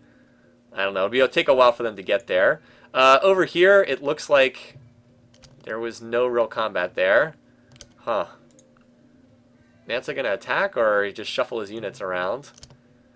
They keep, like, running back and forth, but not actually attacking each other. Here comes two catapults, though, so I wonder. The smart move would probably be to go snipe Niani before going anywhere else, before trying to crack Dejeuner, but we'll see. Look at all these Mao units running around. Hold on. Enemies. Oh, wait. I can't. All military. Here we go. So all the light red units are the Mao Zedong units heading east. This is a weird game. This has been a bizarre, bizarre game. I can't make any sense of this particular one. I really have no idea what's going on. I'm just watching the show. And, like, where are these units going? Like, seriously, where are these elephants going? Calcutta, I guess? Would Ragnar really capture a city over here? Because that would make no sense. I think that's where he's going, though. Alright, did Mansa attack there? No, I think he turned around and moved backwards. So Kublai is rallying his forces into this city, but they haven't gotten there yet. Yeah, Ragnar, I think, is heading towards Calcutta. Of course, he'll probably end up losing Bangalore, which is now undefended when India counterattacks it, so who knows. Ragnar is just playing the troll game, basically. Just basically playing the troll game. And Mao has all those units running across the map, too. So who knows? As I said, I can't really make sense of this game. All I can say is Kublai and Gandhi are playing well, very well. If Mansa dies, I really like Kublai's position after that, because Kublai would get a lot of spoils, and then he'd be in a position to attack Gandhi after that. Kublai also just cleaned up a whole bunch of units here. Wow, yeah, this stack is pretty good. Look at all the catapults. With those catapults, he can take out the defenses of whatever city he wants, and then the Kashyyyks and elephants can go to work. Meanwhile, here goes Ragnar. Heading... Nope. Now he's turned around, he's going back towards Gaul again, which is the more logical city to target. Also, Bangalore is now getting crushed by Mansa's culture. Mansa will probably flip this city, unless the borders can expand. I mean, he's building a monument, but it's going to take a while. The AI will not raise a city. That's a good question. If you give the AI two options, it will always take the most illogical ones. I don't think Mao is actually planning an attack. I think he's just reinforcing this city. Because if you look at what he's building markets. Like, that is not the sign of an AI who's planning a war. Also, Mao must have some of the most bizarre territory known to man. This whole area over here is just like a total mess in terms of the borders. It's just a hodgepodge of all sorts of stuff. Anyway, so where is Ragnar going? I keep watching this stack wander around. I think it's going for Gaul. I think. Yep. Although Gandhi has now reinforced that city, but if it gets hit with enough catapults and then hit with elephants and swords, this is a situation where it's actually preferable to be the attacker, not the defender, because those catapults will deal the collateral damage. This city, though, I think is going to flip to Mansa Musa. Almost completely useless. So this stack is still... Wow, he's got another stack. Wow, when this stack actually moves out, it's going to be painful. Then there's a random Kashyyyk wandering around. That city is not well defended at all up there. Anyway, the main action seems to be over here. Just watch Ragnar. Statue of Zeus, I'm pretty sure, has not been built yet. The tech pace has been slow in this game. Very slow because of the warring. I do like my pick for the game to end in domination, but I don't think it'll be Ragnar. I'm thinking it might be Kublai Khan now. Alright, we urge our assistance in our war again. Wow, that's a pretty good stack. Like, say what you will about Ragnar, he's poor at teching, but he builds big stacks of units. You got to give him credit for that. Like, he's going to lose this city that he conquered. It's going to flip away from him, but yeah, he builds a lot of units, and there's a big group of units over here. Whenever Kublai actually decides to move out, going to drop the hammer. Meanwhile, Gandhi is still not even building that many swords, even while he's at war. I guess he's building some, but I still think Ragnar wins this battle in that head-to-head. Or maybe he's going east to Agra. This has been like the most random targeting of this stack. First he moved down here, then he moved up here, now he moves east. It's like, where is this stack going? Note that he has no defense whatsoever for that city left behind, so go figure. Don't make a lot of sense. Alright, how much bigger does Kublai want this stack to be? Got an awful lot of units in here. I guess he wants even more. Also, what are these units doing up here? Mao has like units everywhere, all over the map. Where was he sending those units that were in Ragnar's territory? I can't even spot them on the map anymore. This game makes absolutely no sense. Alright, so he is going for Gaul, apparently. I guess. Now is unfortunate. Now, I didn't think we'd see a lot of action between Ragnar and Gandhi, but now is where we have the two colors competing with one another. We've got the light purple and the slightly darker purple. A little tricky to see their units. Seriously, dude, get some culture in there. Mansa's trying to attack again, but there's way too many units on defense here. Why are there like 10 catapults just sitting in this city defending? I don't confess to understand that one. The main action still seems to be over here, though, between Ragnar and Gandhi. And Ragnar's going to capture this city, by the way. There's too many units here. There's going to be a bloodbath.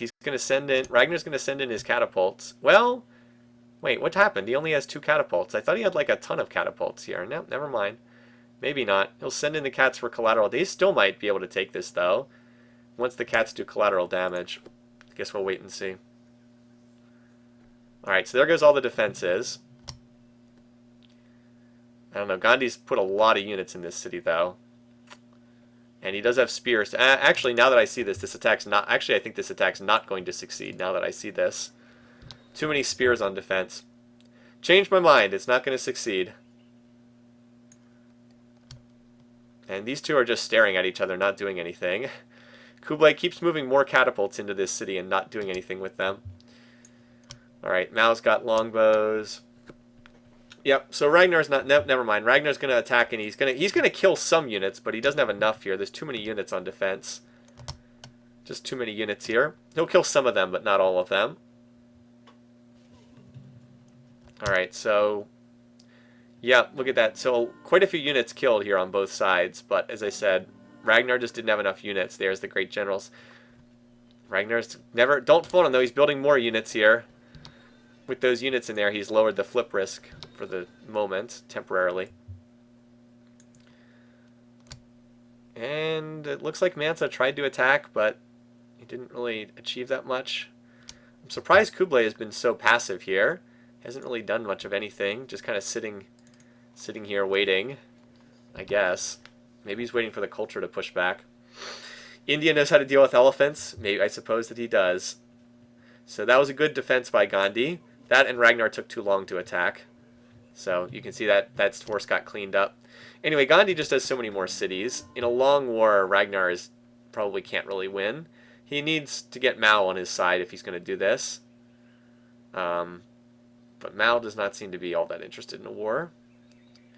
Not as best I can tell. Yeah, so Gandhi, now that he's finally building military in all his cities, Gandhi's starting to get a lot of units, and this could be very, very bad for Ragnar if this goes on much longer. Like, very bad, because Gandhi's power has probably eclipsed him by now, from what I can see. Not culture power. Yes, Gandhi is quite a bit higher in power now than Ragnar. And this is probably not going to go well for Ragnar if this war continues much longer. Of course, if Ragnar had just not been a moron, if he had just attacked Mansa Musa first and not Gandhi, then right now Mansa would be dying and Ragnar would be picking up cities and he'd be infinitely stronger. Alright, so Kublai has finally moved out, but not with his catapults for some reason. He moved out with no catapults. I still do not understand this move. Whatever. Yeah, so Gandhi, wow, Gandhi's got a lot of units up there. Once Gandhi puts them together into a real force, this could get ugly. Could get very ugly for Ragnar. Meanwhile, Mal did put down another city. I didn't even realize he put down that city of Macau. 1, 2, 3, 4, 5, 6, 7, 8, 9. 9 cities. Ragnar just doesn't have enough cities to be competitive. 1, 2, 3, 4, 5, 6.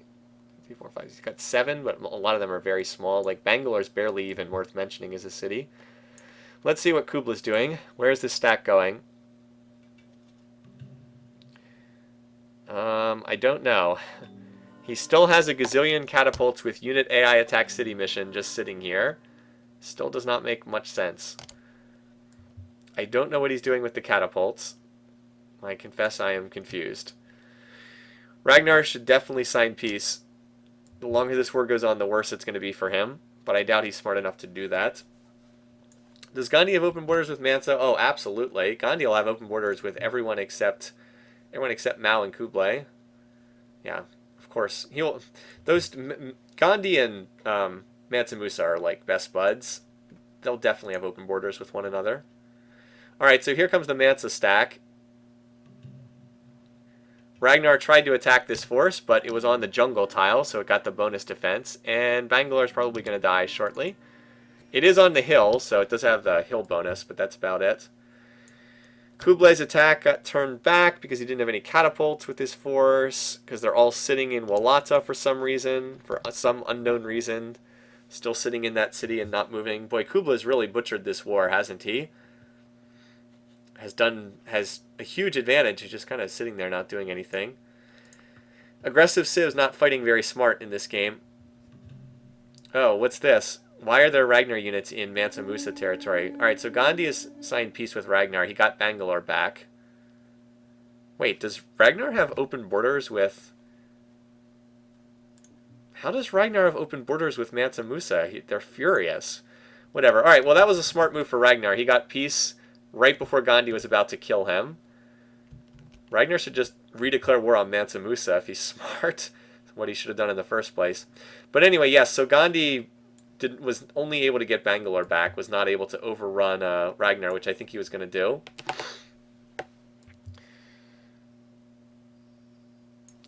J-Man is going to get the mausoleum, it looks like. So Gandhi will go back to building all peaceful stuff now.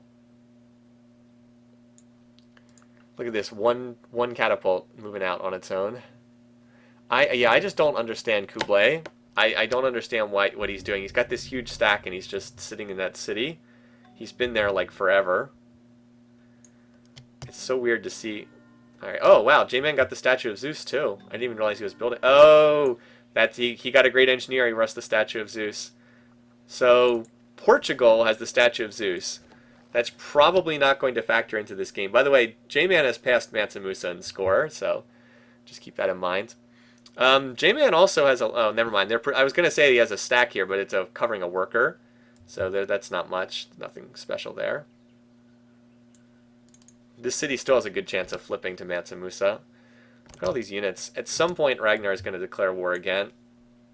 Kublai can't see past the hill. Maybe he can't. Maybe he can. He seems to be struggling with something. Struggling pretty badly. Oh, there they... All right, there they go. Finally. Oh, here we go. Yeah, there's his stack. It seems to be... He's... Ragnar... Oh, well, that didn't take very long. Ragnar's declared on Mansa Musa. Well, that took all of, what, 5 seconds? He was at war for peace for, what, 2 turns? Ragnar the Troll.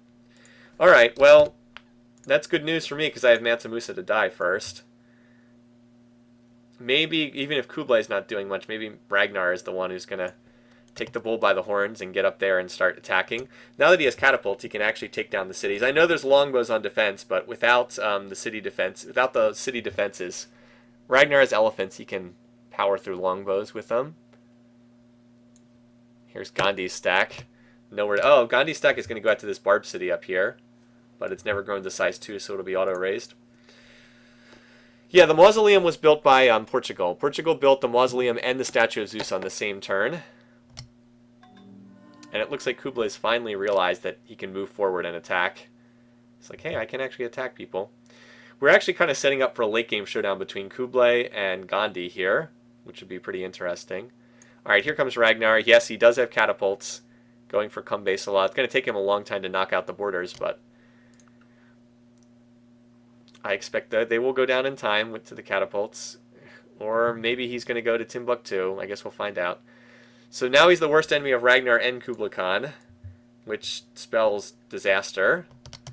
Now the catapults have turned around again. I swear, this is some... There must be something with the borders over here, or the terrain, that's causing the AI pathfinding to just go nuts, because Ragnar just... Well, not Ragnar. Kublai just keeps running in circles. Oh, Ragnar, the game's not boring when he's in it. Don't get me wrong. The game's going to be interesting if Ragnar's in the game, because he's going to do all sorts of crazy stuff. So Gandhi will take this barb city, but it's never hit size 2, so it will be auto-raised. It'll be auto-raised for never hitting size 2. So Gandhi won't get any benefit from taking that barb city. Anyway, where is Ragnar? Alright, so Ragnar is indeed going for Kumbay-Salah now. Because he has catapults, he'll sit here, he'll bomb out the defenses. That'll give him more time to... Alright, so Kublai now is finally moving forward. I know I've said that a couple times, but I think he has finally decided he's going to attack Dejene, which, by the way, has the Islamic Shrine and Chichen Itza, an extremely valuable city. Also, if he can take Dejene, Niani is dead. It looks like he's been attacking that city with Kashyyyks or something, because that longbow's been promoted. You know, if both Kashyyyks attacking might be able to kill the longbow. It would depend. You'd have to get a favorable dice roll, though. Anyway, so the action's all in Mansa's territory right now. Alright, so now the sieges begin with the catapults. Mao has completed Shwedagon Paya. Wow, for someone who doesn't care about religion, that's an odd build. What's this? Hello. He's got the little sword stack here. Who does Mao dislike, by the way? I'm kind of curious. Who does he hate? Mao does not like... Oh, Gandhi. If he declares war, it'll be on Gandhi. That's very interesting to know. So if he goes to war, it would be against Gandhi. Gandhi's long-term position could be in trouble here, because if Mansa dies, which seems likely, Gandhi will have 3 AIs in this game who all detest him, and that does not bode well long-term, even as strong as his position is. Did Mao get out to 11 cities? Yeah, he's around 10 or 11, something like that. Hold on, we can see 1, 2, 3, 4, 5, 6, 7, 8, 9, 10 if you count the former Barb city. Why is Mao's score so high? Probably because his cities are large. Look at this. Look at all his happy resources. He's just grown his cities. He's got a lot of resources. He just grew his cities to large sizes. That's why. Remember, a lot of the score is based on population. That's the single biggest factor. Also territory and technology and wonders. But population tends to be the biggest thing. The more pop you have, the higher your score. Alright, so we can just keep the focus right here and watch these dual sieges going on. Wow, that's a lot of longbows. A lot of longbows. Also, I think Kublai actually attacked with some of these units before dropping the defenses, which would be complete and utter madness, but I think he did it. We might actually see more success at Kambe Salah. Alright, so the defenses are still dropping at both cities.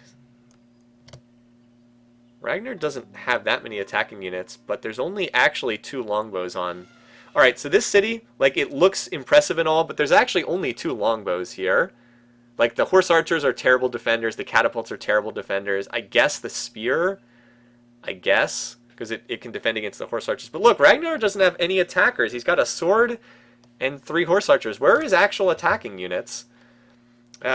Too many catapults. It's a shame. If he just had, like, a few more... Like, it doesn't even matter what the units are. If he just had a few more non-catapults, he'd take that city easily. Up here, Kublai is going to have more success. He is healing with a medic unit, so he'll promote his units. There are a lot of longbows there, though. Yeah, so Kambi Salah... Let's see. Oh, well, as it turned out, I guess he had enough catapults to do it, because he's just going to power through here with the horse archers. Oh, he moved up some horse archers. Okay, so that will be enough. Kambi Salah should fall here. Dejene should fall once the defenses are down too. I know he's got longbows, but there's catapults for collateral damage on them. There's 8 catapults there, so that's a lot of collateral damage. And then Kashyyyks and elephants can clean up from there. So this looks like it's the beginning of the end for Mansa, as we expected. Anyway, good night, those of you who have to go to sleep. Can we check how Ragnar feels about Gandhi? Ragnar hates Gandhi. Those two do not like each other. I can tell you that right... Wow.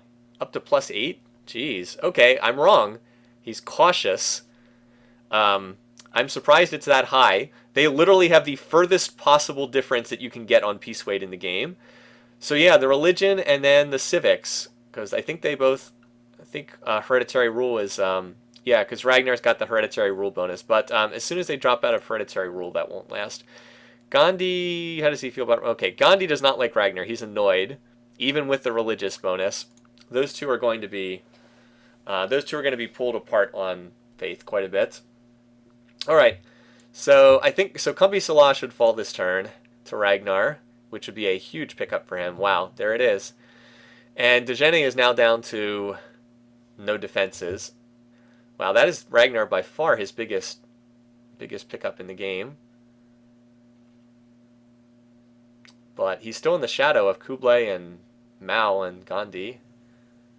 And I expect Dejene... This is going to be a huge battle this turn at Dejene. That one medic war elephant has healed up all these units. And yeah, there's 8 catapults to inflict collateral. So they'll go in first, they'll hit the longbows with collateral damage, and then the other units will go in. It might take 2 turns to get this, but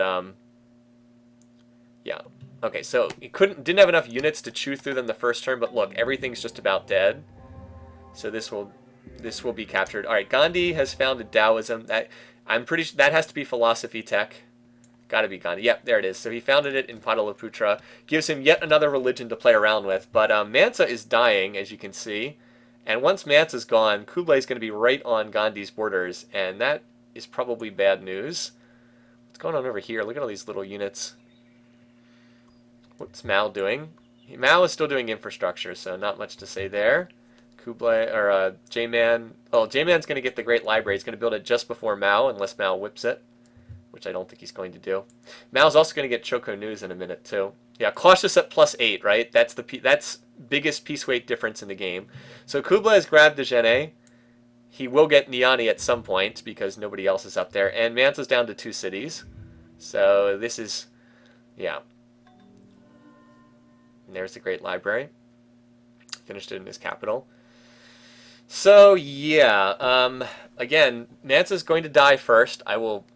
Should get the points for that. And I don't like, again, Gandhi's playing great, but his long-term position is poor because of diplomacy, because of so many low piece weight leaders in this game. Also, I kind of want to see Kublai win because not even one person picked him to win the game, and I think that would be amazing. Kublai first, Mao second, something like that. Anyway, J-Man's in, he obviously just picked up civil service. A lot of people are on civil service now. Does medic stack? No. Medic does not stack. 2 medic 1s do not heal you at double the rate. That's a good question, Rayson, but they do not stack. That would be really overpowered. Otherwise, you could just heal any unit to full in 1 turn. You need to get Medic 3, which is a great general promotion, to get the next level of healing. Medic 2 only heals an extra tile away. Wow, look at that longbow. Jeez. That longbow killed all 4 Kashyyyks. Jesus Christ. Gonna have to come back there. So that's some unlucky dice rolls there. 1 longbow should not kill 4 Kashyyyks. That, unless you have... I mean, he did have the defensive bonus. But that's still some good luck there to kill all those Kashyyyks.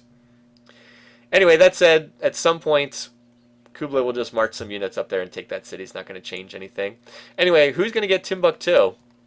Probably Kublai Khan. Stonehenge is in this city. But the Djenne was the real prize because it contained the Islamic shrine. Chichen Itza's nice, but the Islamic shrine is the big one there. Gandhi's cities are all super small. Oh, they're not super small. I think he just doesn't have quite as many. Well, he could grow these quite a bit further, couldn't he? You know what? You know what his problem is? The AI will not grow their cities into unhealthiness. And look, he only has 3 health resources. That's his issue.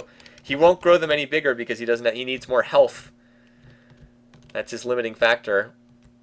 It's strange he doesn't have more health resources with this much territory, but he seems to have just missed a whole bunch of them. Yep. He only has 3. He's got, what, bananas, corn, and cows, and that's it. That's why he won't grow them any larger.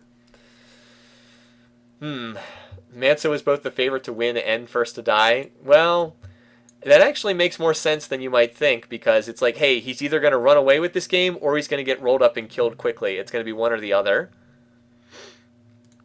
I don't think the Milanese are a real threat to anyone at this point, after the beating they've taken.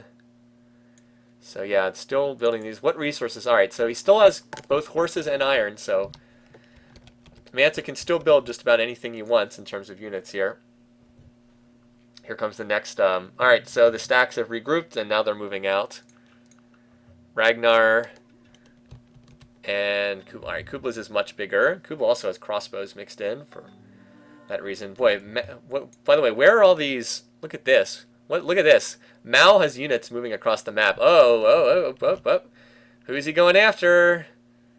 Mao's about to declare war. Well, it's possible that it could be J-Man, but it's probably Gandhi.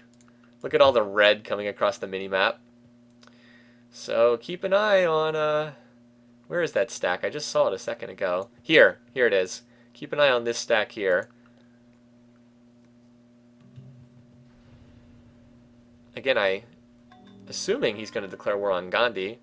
Yes, alright, he is declaring war on Gandhi. How do we know? Because Mao's units are standing inside Sake there, and he couldn't do that otherwise.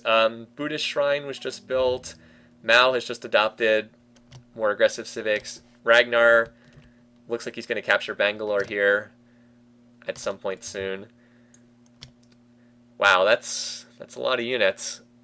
Only 2 catapults, but Ragnar has catapults as well to help out. Alright, Mao doesn't have engineering, so he won't declare war this turn. Let's keep the focus here. I say Mao. I know it sounds a little bit like Mal, M-A-L. I am not great with Chinese pronunciations, as you might expect. So this city's still in resistance, yeah. That's probably going to be the last city Mansa still has alive, because it looks like the AI is ignoring it. Anyway, so Timbuktu is taking damage. Bangalore should be attacked. There's a longbow in a city on a hill, and a spear. Well, the catapult should be able to clean that up pretty nicely, though. And we should see a war declaration, right? Where did Mao's units go? Oh, here they are. Well, we should see a war declaration from Mao as well. Watch Bangalore. There's an attack coming in there.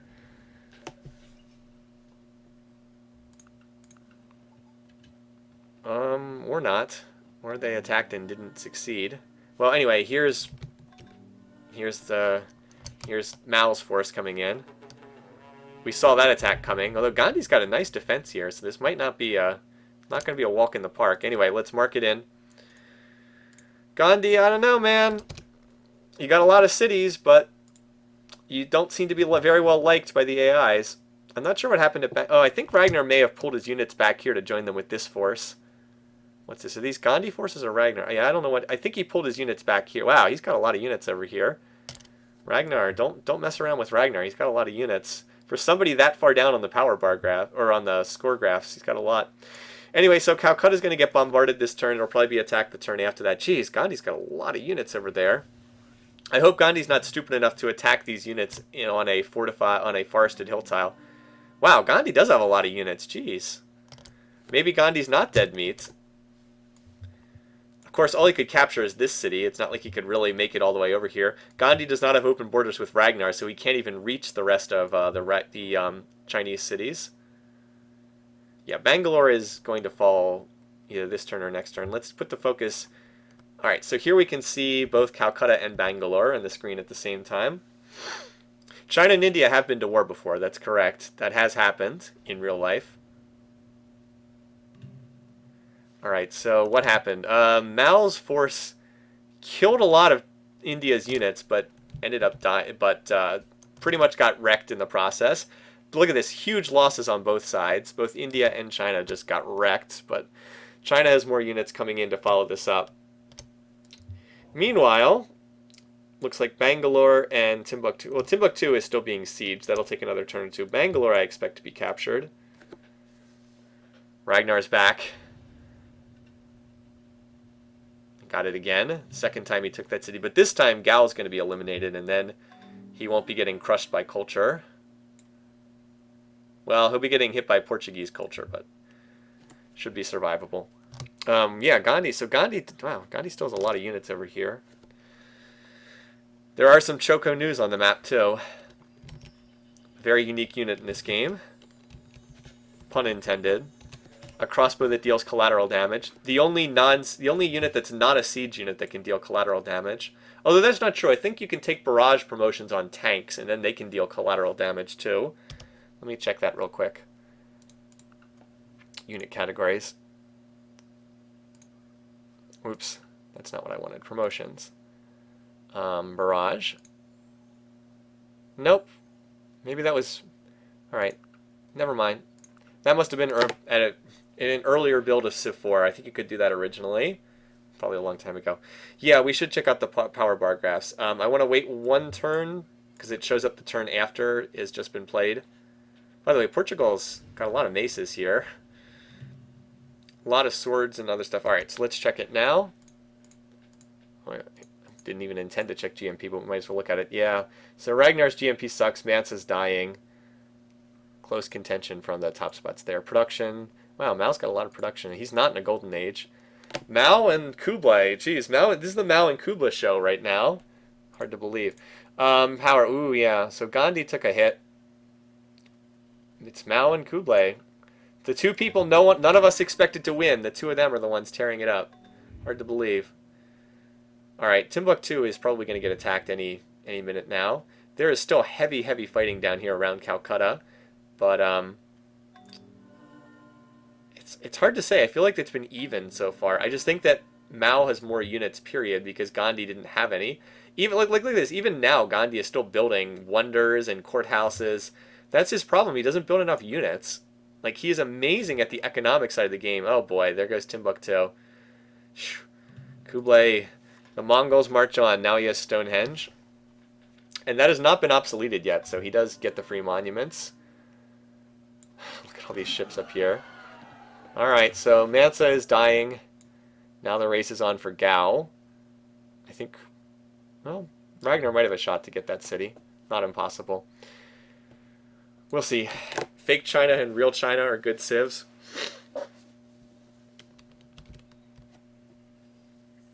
Right. Generally speaking, you want to promote siege units to City Raider. If you're sending them into Suicide, promote them City Raider. Alright, so Mao has moved up yet another stack here outside Calcutta. I wonder if he can capture the city with this stack. He's got a lot of units in there. I think Gandhi was dumb enough to attack him on the forested hill tile. I don't know. Looks like Mao took some damage. This is a big no-no. Don't attack on the 75% bonus defense tile. I'm not sure I really see much of anything happening from this war. I don't really think Mao can do much against Gandhi by himself. I think that what's going to happen is it's just going to slow both of them down and allow Kublai to become the complete runaway by absorbing all... By the way, that Barb city got taken earlier. I think this just allows Kublai to become the runaway by taking all of Mansa's territory. And then Kublai will pile on and start to take some of Gandhi's territory later. They just dislike each other by too much. I don't see them being able to stay at peace. When Mansa's dead, we'll go ahead and check some of the burghers. Well, Gandhi did just build the Apostolic Palace, so that will give him a tool to monkey around with the game. Look at that Hindu shrine, 26 gold per turn. Pretty good. Yeah, Mali's pretty much done for right now. Ragnar is even moving forward. So even if Kublai doesn't get the kill, Ragnar will. Oh my god, look at all these units. Largest civ. Kublai followed by Mao. Look at that. And there's still that city up there. That'll be the last city to get captured. Jeez, look at all these units. Meanwhile, over here, what's going on in the attack on Calcutta? It's just bloody trading. Gandhi seems to have enough units in there that it's not going to fall. And Mao doesn't seem to have a lot of reinforcing units. What is Mao building? Horse archers, harbors. Yeah, he's not going to capture that city. I thought he had a chance at first, but... Yeah, China is literally named after Qin Shi Huang. It's literally named after him. Don't be fooled by the Q. The Q is pronounced like a CH sound in Chinese, as I understand it. Again, I don't speak Chinese. Actually, I think Ragnar is going to get Gao, and that actually might make him semi-competitive in this game. Because he just took out all the defenses, and Ragnar's got a lot of units here. Like, a lot. What's going on? Oh, never mind. So I was like, where's all Mao's units? I was like, oh, Mao's not attacking at Calcutta. He's attacking at Gaul. Oh, well, that changes things. Like, he might lose Guz to this Gandhi stack, but apparently there's a big Chinese stack up here that I was totally unaware of. Interesting.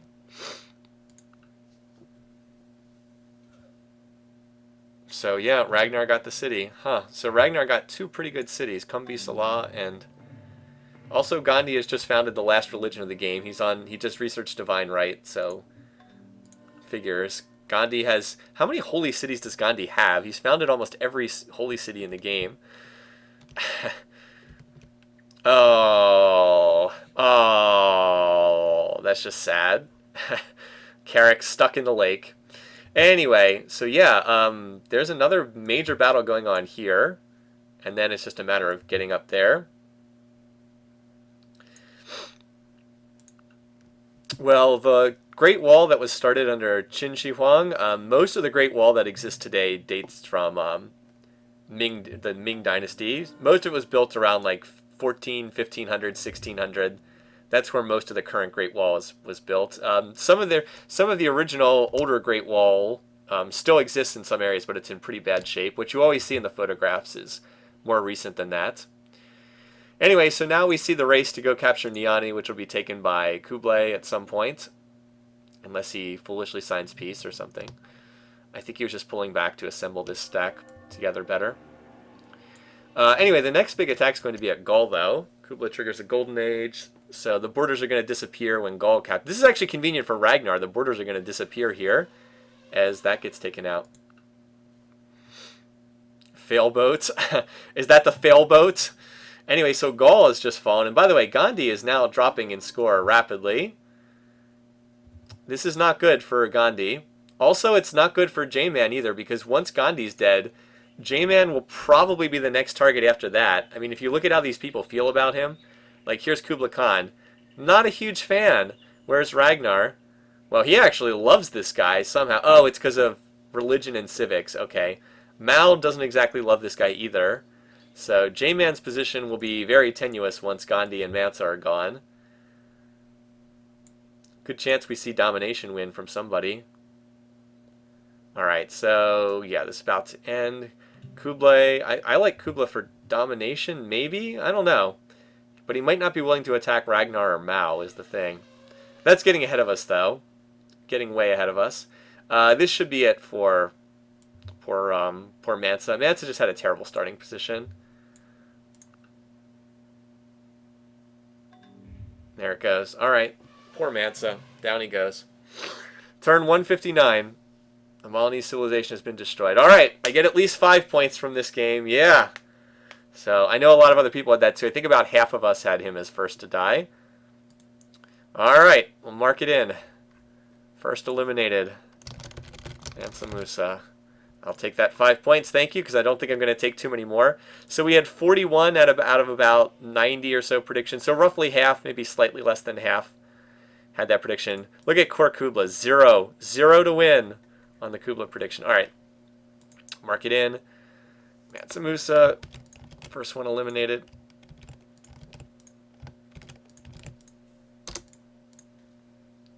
Down goes Mansa. Okay. What do we have here? So Mansa ends up dying.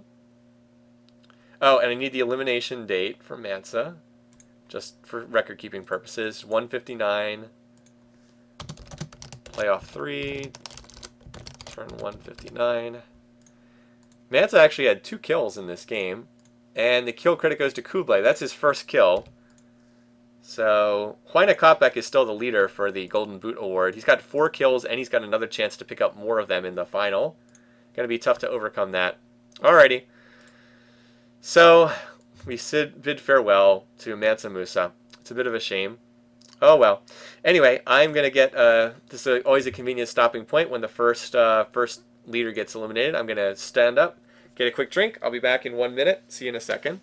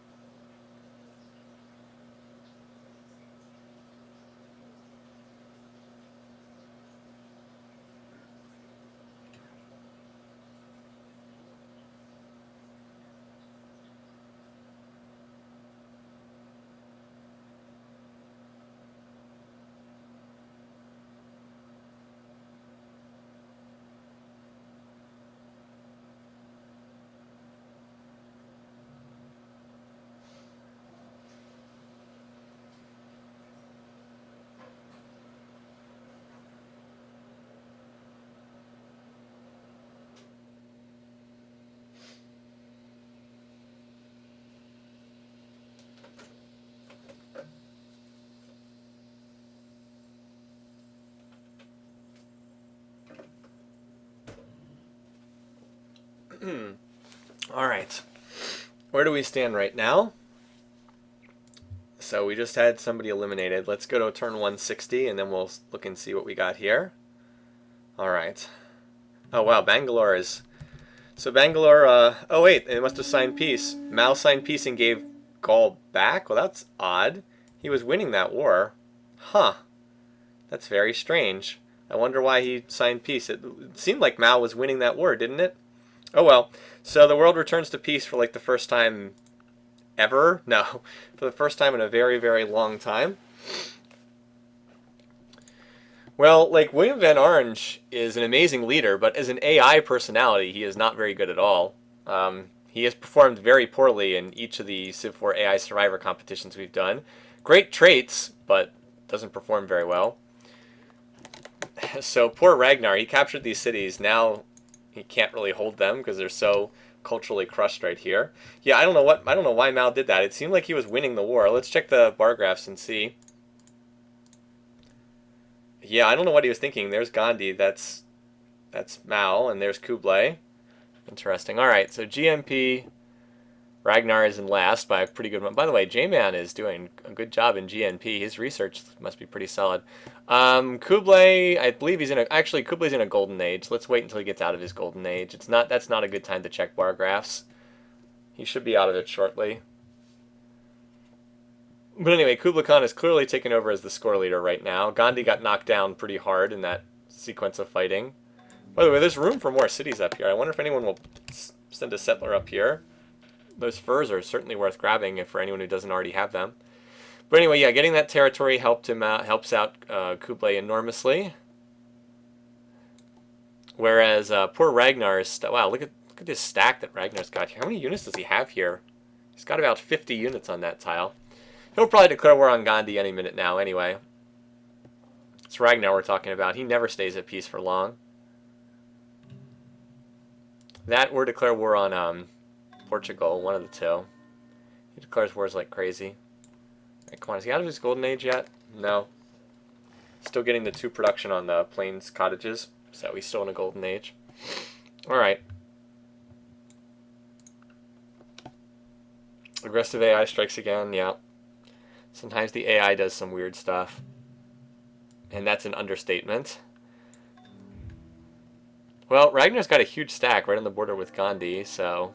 Alright, there we go. Out of Golden Age. Okay, now's a good time. We also got circumnavigation. Alright, now's a good time to check the bar graphs. Alright, so there's the Golden Age ending. There's the Golden Age ending. Alright, so... Food is unaffected by Golden Age. Kublai and Mao are... Wow, Kublai and Mao are way ahead in food. Okay, see, Gandhi has never used his size to his proper advantage because he didn't grow his cities enough. Look at this. Look at Gandhi's power. Wow, he's way down here. Oh, boy. This probably doesn't bode well for Gandhi. Culture. Oh, wow. Somebody used a culture bomb. That's what that is on the bar graph. Why did Portugal use it? Oh, Portugal used a culture bomb here. I see. Yeah. Oh, no. Never mind. No, he didn't. Huh. He used it somewhere else. Did he use it here? Yes, he used it here. Okay, he used a great artist culture bomb here in Coimbra. Interesting. Okay, I guess he did get some tiles from that. I'm not sure how helpful that really was, though. Yeah, Portugal circumnavigating, right? Very original. Although, technically, Magellan was actually sailing for Spain when he circumnavigated. Not Portugal. Oh, well. Similar idea, though. Anyway, so I think Ragnar is probably going to war again any minute now against Gandhi, because that's just what he does. He's certainly got the stack ready to go. Let's see where they are in terms of tech rate then. All right, so Gandhi's at 200 beakers. J-Man's at 200 beakers, basically the same. Kublai's at 265. Ooh, he's already starting to pull ahead. He should presumably get more than that once he has a chance to integrate his new cities. Mao's at 289, so Mao is the research leader for the moment. Ragnar is definitely the laggard, because he builds so many freaking units. Builds too many darn units. Alright, where are they on the tech tree? I'm sure Gandhi has a million religious things that he doesn't really need. Yeah, he's got divine right, and music, and philosophy. He's gone for all the econ stuff, just about to enter the Renaissance. J-Man's a little bit further behind. Wait, did Gandhi have guilds? No. Gandhi does not have guilds. It's a practical military tech, so of course he doesn't have it. J-Man doesn't either. Alright, Kublai does have guilds, and he has banking. He's going for optics for some unknown reason. Probably because he just picked up Wales. So he's about to enter the Renaissance as well. How about Mao? Similar. Actually, Mao is the furthest ahead in tech, surprisingly. They're all pretty close, except for Ragnar. Ragnar's behind.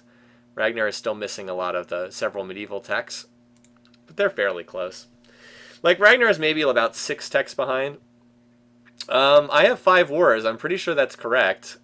I updated it every time, like right when it happened, and nobody said anything in the chat, which they usually will. Yeah, Ragnar declared on Gandhi. That's correct. Alright, Mao's finished the Hagia Sophia for whatever that's worth. Got all those units. So right now there's not too much going on, although Ragnar is building military in every city, as always. Kublay's building courthouses, so he's probably not going to war. He's actually building Sistine Chapel as well, although I'm pretty sure that's going to be built by, yeah, I was going to say, I know that Portugal's working on that. Been building it for a while. Close-up of a Mongol knight, okay. He refused to help us during wartime. He refused to stop trading with our worst enemy. I think the Mongol knights pretty much look like the... They've got the little samurai type helmet thing on. I think all of the East Asian civs have the knights look like this. Pretty cool looking. I mean, again, the horses look a little wonky up close, but the actual human figures don't look kind of neat. Anyway, yes. The tech leader is the communist. Well, he's not communist yet. He probably will be sometime soon. I believe state property is his favorite civic. Look at that. Now he's building more berserkers. Yeah. So if you look at the diplomacy, let's just say this game probably isn't going to stay peaceful that much longer, because look at how everyone hates Gandhi. If you're annoyed. Well, somehow he's cautious towards Gandhi. +6 faith, +4 civics. Jeez. But Ragnar is very willing to declare war at cautious, so... Alternately, if Ragnar changed his religion, he'd declare war in an instant. Or Kublai could declare war. That could happen too. Okay, that could also happen. Look at this. He's +10 and he's cautious. That's so absurd, right? That's peace weight in action for you. +10 and he's cautious. That's as far apart as you can get on the peace weight scale. 0 to 10. He's at +10, he's cautious. That's unbelievable. Alright, anyway, so Kublai is declaring war. Kublai has a massive stack. And Gandhi, let's just say he does not have his... Here's Kublai, here's Gandhi. Oh boy, that's probably not going to go well. And he's got a gazillion knights because he's Kublai and he upgraded them from war elephants and Kashyyyks. So, yep. Those of you who picked Gandhi to win, that's not good. You can check, yeah, if you want more information, there's a whole bunch of links below the broadcast if you're curious for a little bit more information. That's a good suggestion, thanks. Because we've been doing this for a couple weeks now. Anyway, yeah, so I guess the main thing we're just watching is this big stack, which has 59 units in it. Jeez. Madras does not have 59 units in it. It has about 10 units in it. And there's more coming up behind, too. So Sistine, who just built Sistine Chapel? I think that was Portugal. No, India built it, huh. Portugal got University of Sankor. But India got Sistine. Well, that will be very nice as Gandhi dies to all of these units. I'm sure that'll be very helpful. Well, there goes the cultural defenses at Madras. What the? Did you just sign? Oh, Apostolic Palace. Gandhi just used the AP, the Apostolic Palace, to get peace. I bet that was what happened the last time, too. There's no way he would sign peace if it weren't for the... So Gandhi has just used the Apostolic Palace to sign peace. Only a possible explanation. Where is Hinduism? Yep. There it is. It's actually in the capital. Huh. So there you go. AP, Apostolic Palace. Gandhi uses it. But, again, only will protect him for so long. He can only do that for so many times, right? He can't just keep doing it over and over again, especially because Gandhi is going to swap to universal suffrage soon.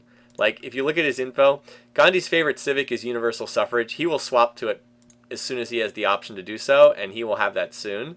So he can only do this so many times. Yeah, I know, right? The freaking Apostolic Palace. It's a little bit silly, to say the least. I'm pretty sure that's how he got peace with Mao earlier, too. He used the Apostolic Palace. Oh well, so much for the excitement we were going to see. That said, it's only a temporary measure. You can only keep that going for so long. By the way, the Apostolic Palace is indeed a really, really, really stupid idea. and I think it makes the game worse. And I mean, I like the idea that you can get the temple benefit. I think that's kind of cool. You get the bonus production on temples. So like if you look at well, of course I pick a city where he doesn't have any Hindu stuff built. Like the Apostolic Palace religion makes your cathedrals, monasteries, and temples give you +2 production. I think that's pretty cool. But the diplomatic stuff is just stupid. I'm sorry. It's dumb. It's stupid. The religious victory condition is beyond stupid. One of the dumbest things. Hey, I put my religion in one city of every other person. Now I can vote for Diplo victory and win the game. It's pretty dumb. Anyway, where is this stack going? Is he going after J-Man? Potentially, if he can't attack Gandhi. Where's Kublai? Yeah, he doesn't really like J-Man that much, so it's possible. This stack's going somewhere. Yep, right? Kublai's like, well, if you're not going to let me attack somebody, I'm going to go after somebody else. So, here we go. And I'm going after Portugal. Oh boy, he's like, well, I'm declaring war on somebody. I don't care who it is. I'm going after somebody. Gandhi has thrown his putative ally to the wolves here. That's pretty funny. Well, that's bad for Portugal. Because there's an awful lot of Mongol units. Khan, once again, that's right, it's the rematch. It's the rematch from the opening round game. He's got 10 trebuchets and 5 catapults here. Where's Old Sarai? Wait a minute, where's Old Sarai? Where is it? Oh, it's in a totally innocuous spot. Old Sarai, there it is. Now, unfortunately for Kublai, even if he captures this city, it's just going to be crushed by the culture of every other surrounding city. So he's probably not going to get any use out of it. Why did he not take out all the defenses? He's got so much siege. Wow, J-Man, the first to discover liberalism. What did he take with it? Wow. Wasn't expecting that. He went for astronomy. Well, that makes sense. Portugal likes all this seafaring naval stuff. But it's not going to be enough to save you here. Building research in that city is probably not a good idea either. It's been a weird game. So he took out all the defenses, and now the attack will come in this turn. It's going to be run over like, I don't know, like roadkill. Not the best pun. Alright, well, so down goes that city. And there's going to be a lot of culture filling in. Now, remember, Kublai does not have open borders with Gandhi, but he does have open borders with Mao. Where is Mao? Yep, so he has open borders with Mao. They're actually friendly with one another. So he will be able to reach Portugal through Chinese culture and slip his way down here. Wow, horse archers, elephants, I don't think that's going to be enough. Jeez. So Kublai going for all the territory in this one.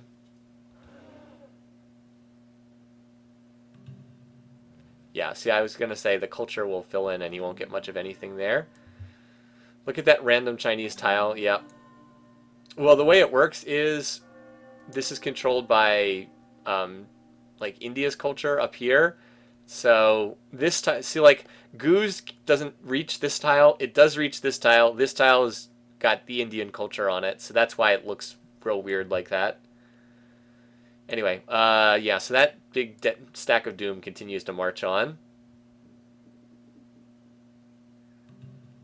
And Kublai's on military tradition next. Oh, Apostolic Palace strikes again. Seriously, this wonder sucks. I hate this wonder. It's like, nope, Apostolic Palace. Time to sign peace. You can't stay at war. Time to vote for peace again in the Apostolic Palace. Because, like, there's no way he would have signed peace there otherwise. That's definitely the AP at work. Apostolic Palace, man. What a great wonder. What a great wonder, seriously. It's like, who designed this? And, like, you see how stupid this wonder is. It's like, nope, nope, nope. Gotta sign peace. Sorry. Gotta sign peace. No more fighting. Of course, now he can just go back and declare war on Gandhi again, potentially. It's like, I don't care how many times we have to declare war. We're going to make this happen.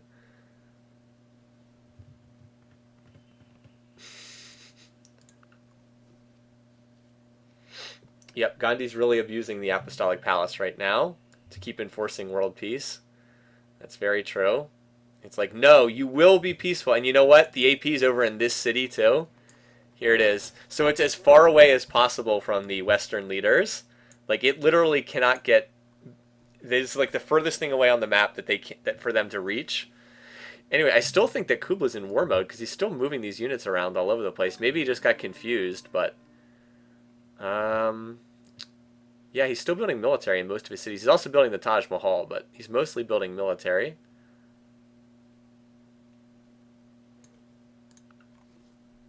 I hope Mao goes to space while Gandhi's trolling Kublai. That would be amusing. Well, we just have to wait and see.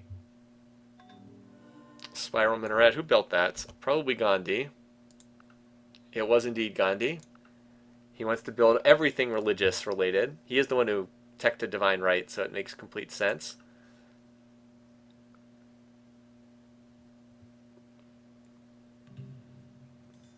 Ooh, here's already up to a defensive pact. That's interesting. Wait, what tech is that? Oh, it's military tradition. That's right. He just researched... Oh, God. So that means he can upgrade now his stuff to Cuirassier. Oh, man. He needs to upgrade all his stuff. Maybe it's some... Well, even if nothing else happens, eventually he can get all the way to the United Nations, and then the AP will disappear. I don't really think that's going to happen, though. Yeah, so Kublai can now upgrade all his units from Knights to Cuirassier. And that random Indian city up there. Also, Kublai's going for rifling, as best I can tell right now, because he's on printing press. I'm a little surprised that Ragnar hasn't been more aggressive again. Usually he declares war every 5 seconds, but he's been on a peaceful kick for a while now. Yeah, Kublai is still building an awful lot of military, so I feel like he's probably just waiting until he can declare war again. Oh, there it is. He just declared war again. How long until the Apostolic Palace cheese comes out yet again? Oh my god. He is just getting stronger and stronger now. Look at all these units pouring across the border. There it is. Seriously, how much is Gandhi going to continue to... Can Gandhi stop yet another war? I guess we'll find out. Mao just converted to another... Oh, Mao converted to his own self-founded religion, so that could be interesting. That'll shake up the diplomacy a little bit. Not that Mao cares that much about religion, but just that he doesn't have the same religion as anyone else. It's kind of interesting. Could we see Kublai fight Mao at some point? Yeah, it's possible. They will. Both Kublai and Mao will declare war at pleased. They're only pleased with one another. Ragnar is now at pleased with Gandhi, so whatever. Until Gandhi goes to either free religion or goes to... He might want to go to free religion, considering all of the religions he has. Alright, well, there's about 1 million Mongolian Cuirassier racing across the border right now. Could it be a Diplo win? Maybe. I've definitely seen the AI adopt serfdom. Oh, here comes a small Gandhi stack. That is not going to do anything. That will not do anything, Gandhi. Except die. All of them just died. Apostolic Palace strikes again! Wait, Ragnar declared war on Mao. What the hell? Apostolic Palace! Once again, signing peace! Sign peace again! Apostolic Palace, we love this wonder so much! Once again, 3-turn war. Just sign peace.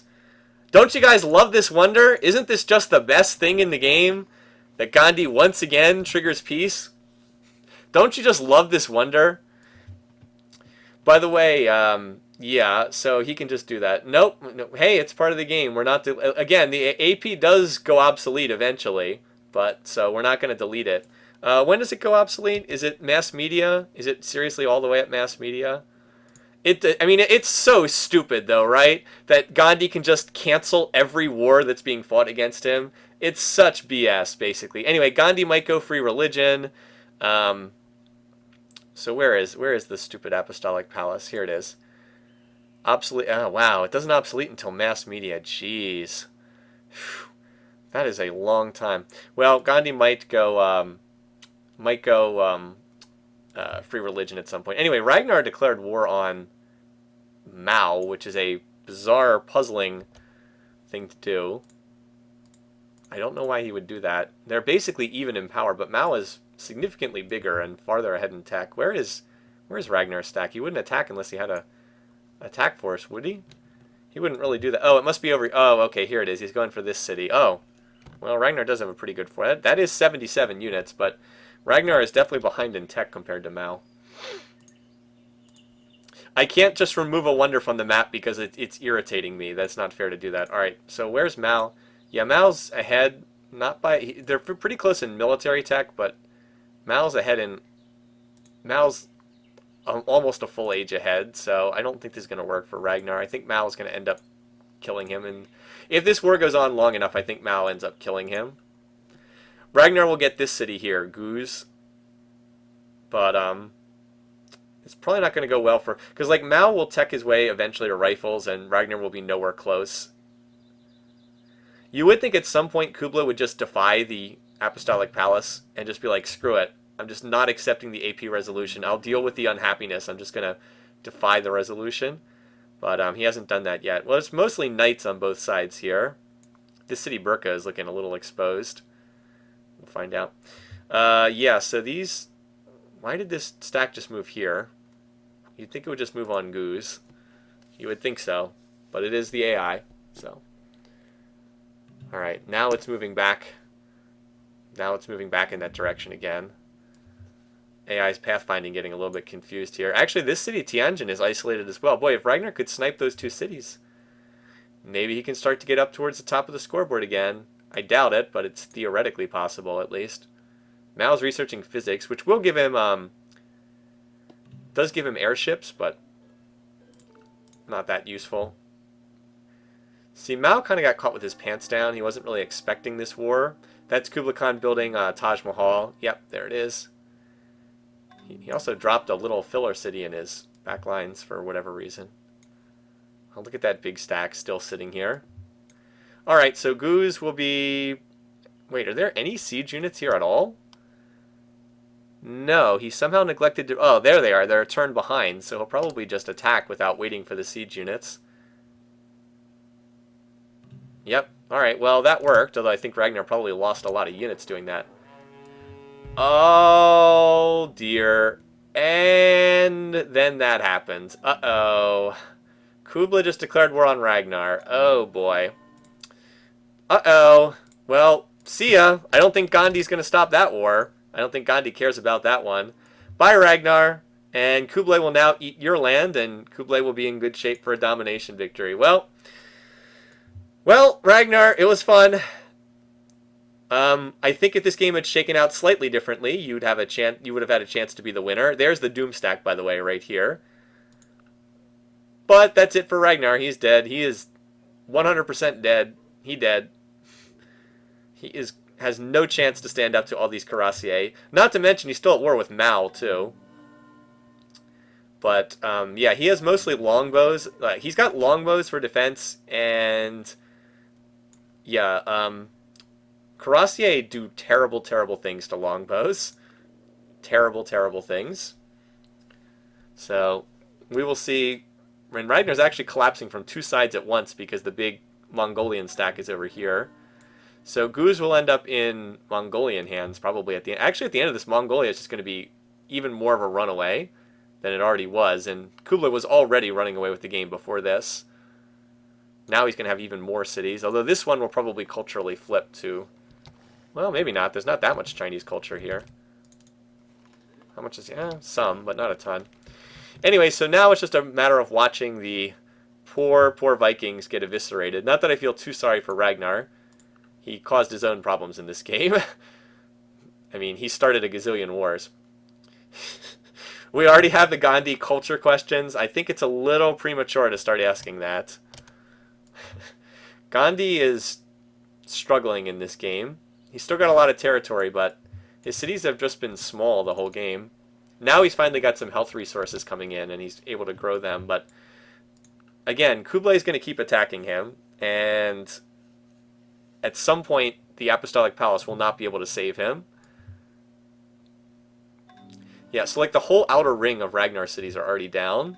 Like Kumbisala, Gao, Bangalore, Sake. I can't even remember. I can't remember whose city this was. Oh, this is the one he captured from Portugal that Kublai took from Portugal. There was a great thread on Civ Fanatics where someone captured a city that he'd lose the next turn because that city had the AP religion and therefore enabled a religious victory resolution which he lost. Yeah. Honestly, I didn't work on Beyond the Sword. That was, wow, Uppsala's about to fall too. That was not, I didn't work on that. I worked on the game before release, and then I worked on the first expansion. What was the first one?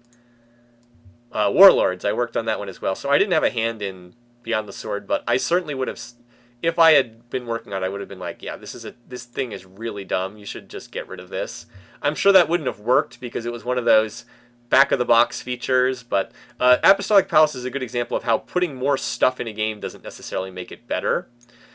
Anyway, so yeah, Kublai has gotten like every city here. Mao has not captured anything, so this has made Kublai even more of a runaway.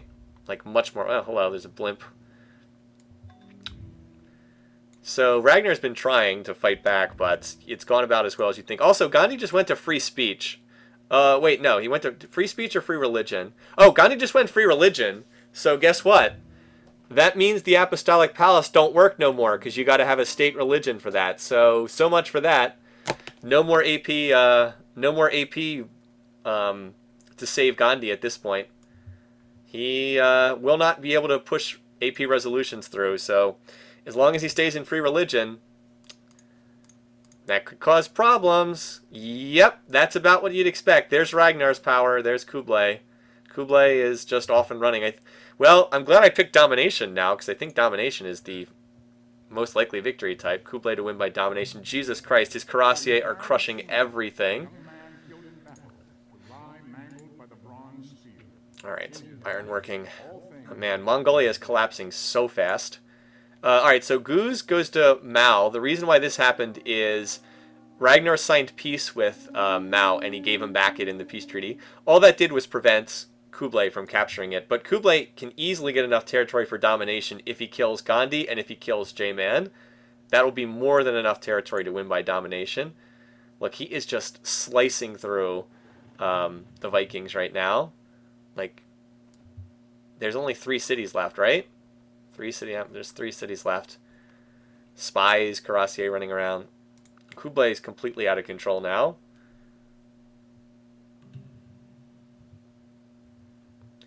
And Gandhi is still the worst enemy of Kublai, by the way. So, yeah. Just Cuirassier over and over again. There's no, I mean, you can't stop them with longbows. It's just impossible. Even pikes don't really stop them very well. Like, look, there's a lot of pikes here, but is it going to matter? Not really. Not after the 5 catapults and 4 trebs go in first. So that city, once the, yeah, like that city will fall.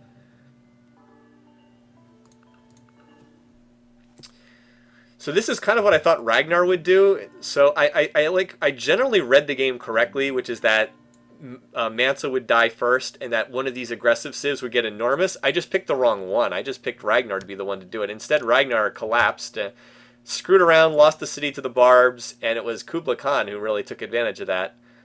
But I think I had the general outlines of the game correct. It's just I picked the wrong leader to be the dominant one. Also, I thought J-Man would come in second, but that hasn't happened at all. So I've totally whiffed on that one, too. So Kublai's also on replaceable parts, about to grab rifling tech. He has... Where is it? He got a lot of units. He also has grenadiers already, so that means he picked up military science. For whatever that's worth. And he's already been to war with both India and Portugal, so he's probably going back to war with them again. Now he's on rifling tech. We could, like, if he really pushes this, we could see like a turn 250 domination win. I don't think we're going to see it quite that fast, but if Kublai really pushed this, he could win at an extremely early date by domination, if he really wanted to. I don't know how this city is still alive. Oh, here comes the cavalry. Quite literally, here comes the cavalry. How is this city still alive? I think it's because he's grouping the units into stacks. Now there's grenadiers going after them. Oh, here comes Mao. I guess he's trying to go for... no, never mind. Mal must be going for somewhere else because he signed peace with Ragnar. Well, anyway, it's all over now except for the screaming at this point. Kublai just finished researching rifling tech. Now he's bombarding... oh, God, he's got siege units. He's got a siege unit here. So, well, he does have 7 trebs, so that won't take that long. But he feels the need to bombard down the city with his trebs before attacking, even though he could just overwhelm it instantly. The cheese is still on? I thought you had to... I thought you still had to be... I thought you had to be in a state religion to use it. I thought free religion stopped you from using it. I could be totally wrong on that, though. I haven't played that much single player in Beyond the Sword. So Gandhi goes to universal suffrage, which means he loses the hereditary rule bonus that he had with some of them. Where is Gandhi? Here's how people feel about Gandhi. Even J-Man is only cautious. Furious, annoyed, cautious. Like, his diplomacy, Gandhi's diplomacy with everyone is terrible right now. Alright, but anyway, that's Nidaros. That's the Viking capital has fallen. You see the rifles everywhere. This random cuirassier tried to attack and didn't make a lot of progress. There's nothing in that city. No wonders, nothing. Ragnar never built anything but units the whole game. So now they'll just matter of moving down to gelling and finishing this one off. This might be the greatest troll in this entire... I don't know. Wang Khan is pretty tough to top from one of the early games. Wang Khan was so troll-tastic in that game. Hard to top that one. Still, this has been a pretty crazy troll job from both Ragnar and Gandhi, in all honesty. Both of them have been pretty absurd in this one. How many units are actually in this city? So there's a longbow... 3 longbows and a horse archer and a catapult. Okay, so if these calves just attack, they'll take the city. Because, as we know, longbows can't stop calves. He's not attacking, but... Kublai also now has built Statue of Liberty. He's on steel for cannons to take down defenses faster. I'm still kind of surprised he's not just moving up and attacking this city. Oh, there's his stack in that city. Yeah, he's totally out of control right now. And he's building... Look at this. He's building calves in almost every city. Well, there's no unique cav graphic. Every Civ has the same cav graphic. They're pretty commonplace. They're basically like American Civil War cavalry, is the way I think of them. They have like 19th century military uniforms. And rifles, apparently. You can see they're carrying rifles. Not sword. They don't have sabers. They have rifles, for what that's worth. Yeah, I don't know why Ragnar is struggling, or why he's not attacking this last city. There must be some kind of weird pathfinding thing. All these units in that capital, and they're not going after her. Alright, well, they just moved out of Nidaros, so here they come. Here comes the totally overkill attack after gelling.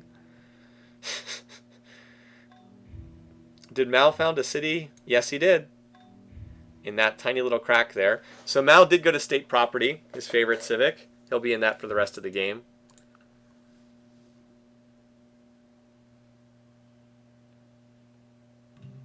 Here comes units eventually trying to attack. Sooner or later they'll get there. Gandhi's now finally gone for rifling tech too. Well, Gandhi's got a lot of knights wandering around up there for some random reason. But Kublai almost has assembly line at this point. He's actually very close to assembly line tech. Worst enemy of Gandhi. Worst enemy of... Wow, nobody seems to like this guy. He's everyone's worst enemy. But that just helps him if he's going for a domination win. Which it looks like he is at this point. Sorry, Ragnar. You're finished. You actually survived longer than I thought. He hung out down here for about 10 extra turns. But too late. Also, Kublai's about to get railroad, which will be really helpful for his big empire. Bombarding the defenses. It's like, no, we got to do this as slowly as possible. Got to bombard the defenses first. There we go. All right. Defensive pack. Well, the defensive packs could cause some weird stuff to happen. Alright, so Ragnar is the second one to go down. Turn 224. Let's mark it in. Ragnar, he's already listed last. Ragnar. Playoff 3, turn 224. Ragnar had 2 kills in this opening match. He didn't get any in this one. And that kill went to Kublai. He had a kill in his opening round match as well. So now he's up to 2 kills. How many more kills can Kublai rack up before the end of this match? I expect he'll get a good chance to get some more here. All right. So, yeah, so that brings a close to a very productive war for Kublai. Kublai has now annexed all the territory of his 2 neighbors. Oh, and we just had a new war. Apparently Mal just declared war on Gandhi, apparently. Or no, Gandhi has declared war on Mal. Okay. Alrighty, well, that happened in the reverse order. I guess maybe Gandhi's not willing to end this war. Gandhi, I didn't think he had it in him. Interesting. Who did Ragnar kill? I don't know. I'd have to look back at that. Yeah. Oh, no, Kublai got both of the kills in this today. Yeah, you're right. Kublai did get both of the kills in today's game. You're right. All right, well, that's interesting. So Gandhi goes to war with Mao. Mao's furious towards Gandhi. Kublai is furious towards Gandhi. I don't think this is going to end well for Gandhi, but we shall find out. They both just got rifling tech. I think Mao just got rifling tech, didn't he? Hold on. Because I know Gandhi literally just picked up rifling tech. Yep, there it is. Just got rifling. Okay. Mao also has rifling. Okay. In addition to that, Mao has communism and physics, which Gandhi... Wow, Gandhi is behind Mao in tech by quite a bit. And they're both behind Kublai. Kublai's about to get us... Yeah, I mentioned this. He's about to hit assembly lines soon. He'll probably research liberalism and astronomy, but he's going to grab that soon. And with railroad and assembly line and steam power, he'll be even more unstoppable than he already is. And he's already unstoppable, so... Alright, so here comes Gandhi. This is his force? Really? That's his force? Now, Gandhi does not have open borders with Kublai, right? No, he does not have... So Gandhi cannot pass through the yellow territory, which means that Gandhi can only attack 2 cities, Guz and Shandong. He probably will capture one of these. Maybe. Yep, there goes Kublai right onto assembly line. And he's actually turned off science to upgrade, so he actually can research it faster than that too. Gandhi's tired of all this. That's right. Yeah, the game has not really had a lot of downtime. We haven't had, we've had action most of the game, which is good. Want to see stuff happening. All right, so Guz loses its defenses. There are rifles in there now. How long do you think before Kublai declares war on Mao? Not Mao. On Gandhi. I mean, we'll know it when it happens because there'll be a gazillion yellow units pouring across the border. All right, Guz has lost its defenses, cultural defense, but there's a lot of rifles right here. Let's see. So they obviously did some fighting here, yeah. Some losses. Actually, I don't think Gandhi's going to get that city. This early part of this war has not gone well for Gandhi. Let's advance another turn and find out. Quite a bit of fighting right here. So Calcutta held, and it looks like Guz is going to hold too. Yeah. Looks like both cities held their attacks. Kublai's still building units in most of his cities, so... I think Gandhi's going to get run over by Kublai pretty soon. How many merged great generals does Kublai Khan have? Probably a lot.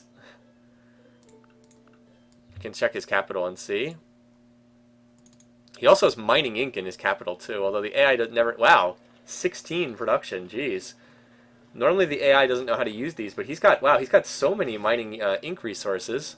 What are the mining ink resources again? Alright, so it's coal, iron, copper, gold, and silver. Well, he's got a lot of this stuff then. He's got 4 coal. Wow. 4 coal, 5 iron. Jeez. Got a lot of extra production from this. Look at this. Look at all this production. Anyway, to answer your question, he has 5 merged great generals in there. Yeah, Kublai is in beyond a dominant position right now. Jeez. So this war is not going to do anything except kill off a whole bunch of Chinese and Indian units. Make them even weaker in comparison to Mongolia. Oh, dear God. Oh my God. That's the power bar graph. And he's about to finish the assembly line and build factories and upgrade to infantry. So, geez. Yeah. Sooner or later, he's going to declare war, and it will not be pretty for whoever the target is. That power bar graph is, yeah, it's pretty Trollolo worthy. Looks like, look, he's got 51 cavs on this tile, and 37 grenadiers, 14 rifles, 9 cannons, and there's more right behind them, too.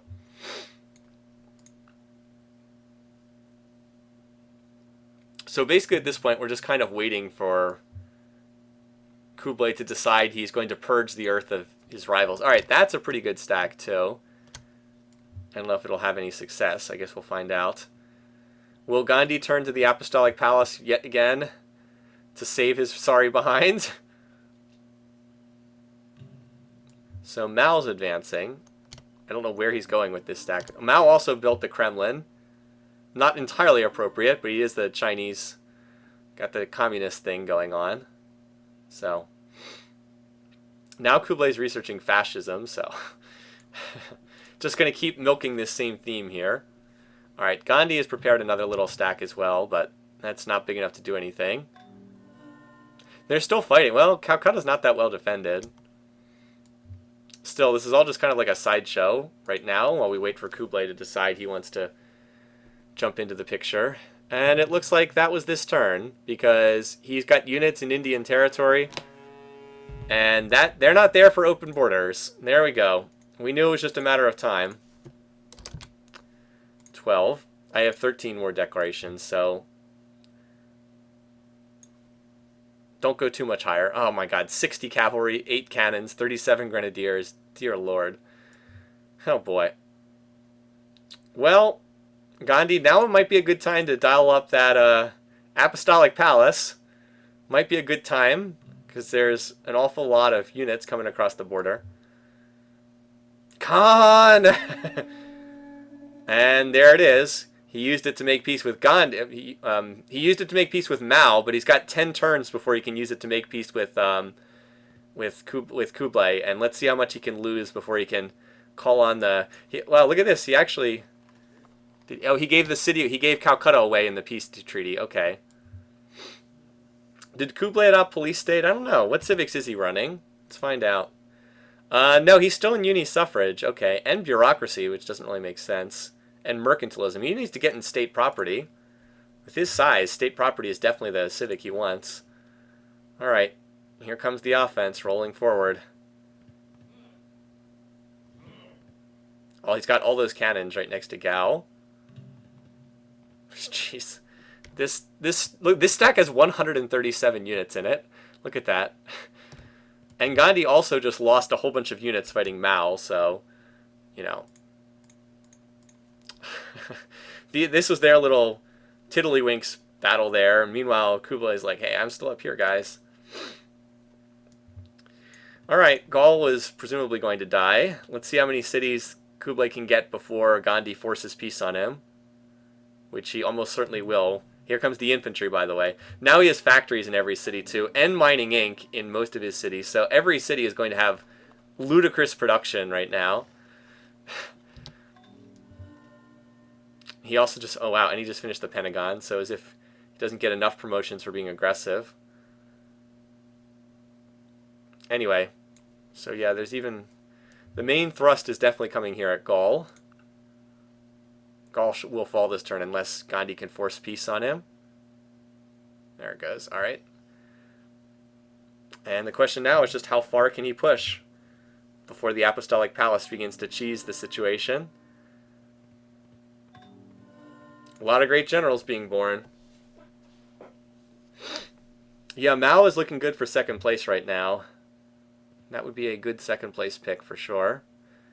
All right. So... let's see how fast will he push it. Looks like he's pushing pretty fast. Here goes the stack. Not sitting around to wait. Oh, and there's no siege with this stack, which is good because they'll just push forward quickly. They won't wait to try and bombard down the defenses. Here comes another cav stack with infantry support too. I mean, if Gandhi doesn't force peace somehow, he's dead. It's as simple as that. Gandhi's only chance is to get peace, which would just allow Kublai to come back and do this again down the road. But otherwise, Gandhi is 100% dead.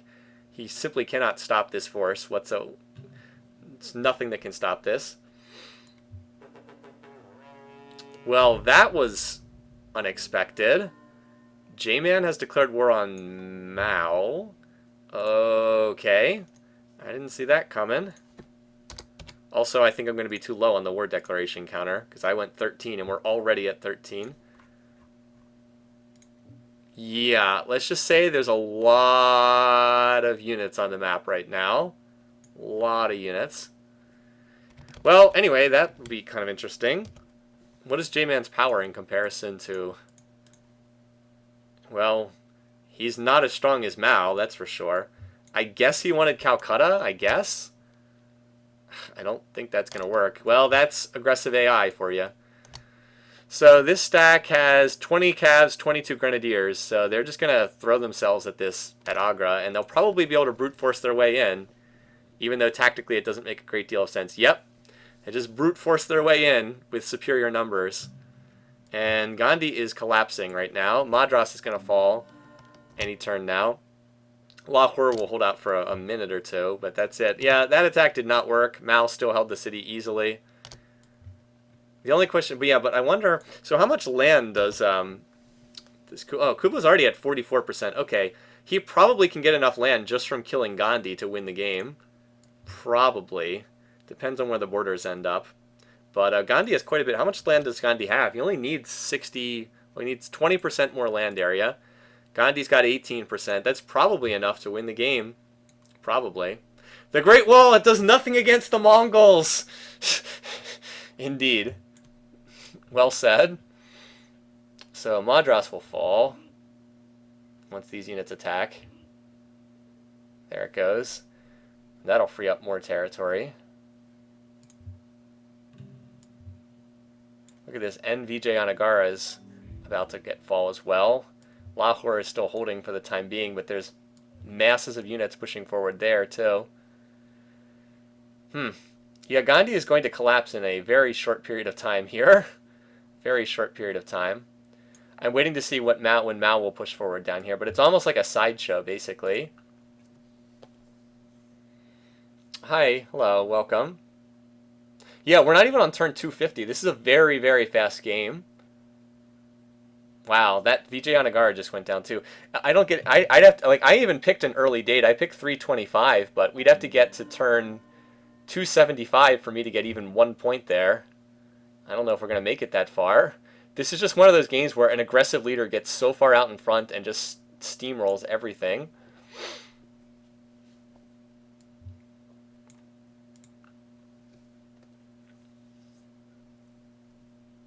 Alright, so I think Lahore is going to be attacked as well. Nope. Oh, there's one cannon here, and that's why they're not attacking. See, that one siege unit causes the entire stack to stop and bombard the city. Well, looks like it's too late. I don't think Apostolic Palace is going to do anything at this point. It's already too late. Mao's pushing forward, but there's just too many units. Look at this. Even this little stack of infantry can probably capture... Well, if the frigates take out the defenses, they can just easily capture that city, because it would just be infantry against rifle, and that's not a battle the rifles win. Let's just say that.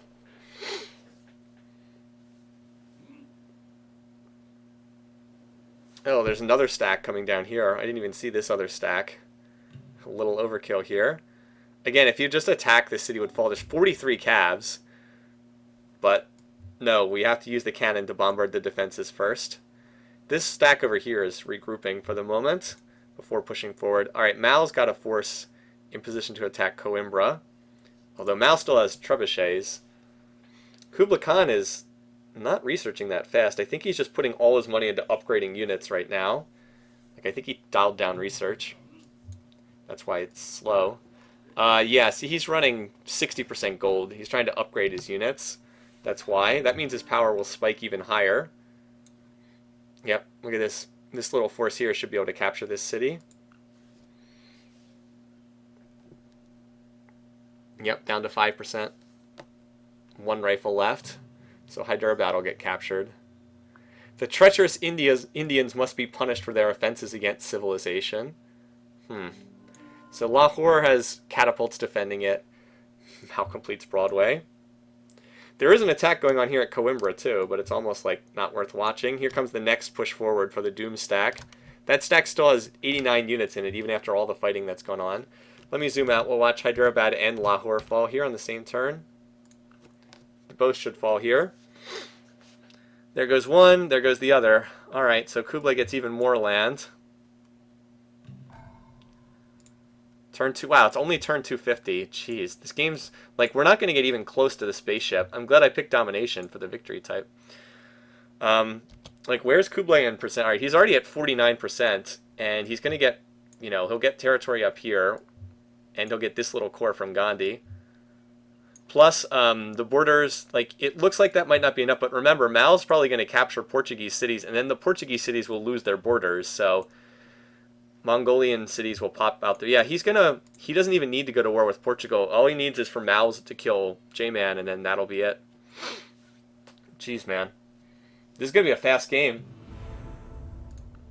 Like that Shaka game where Shaka just overran everybody. I can't get over this weird little culture that's like the one city down here. It's too bad that Shandong managed to capture that. Otherwise, that would mean quite a bit more territory for Kublai. So is this city about to fall yet? I think it's going to fall soon. I'll just move the camera up here so we can see Varanasi and Coimbra at the same time.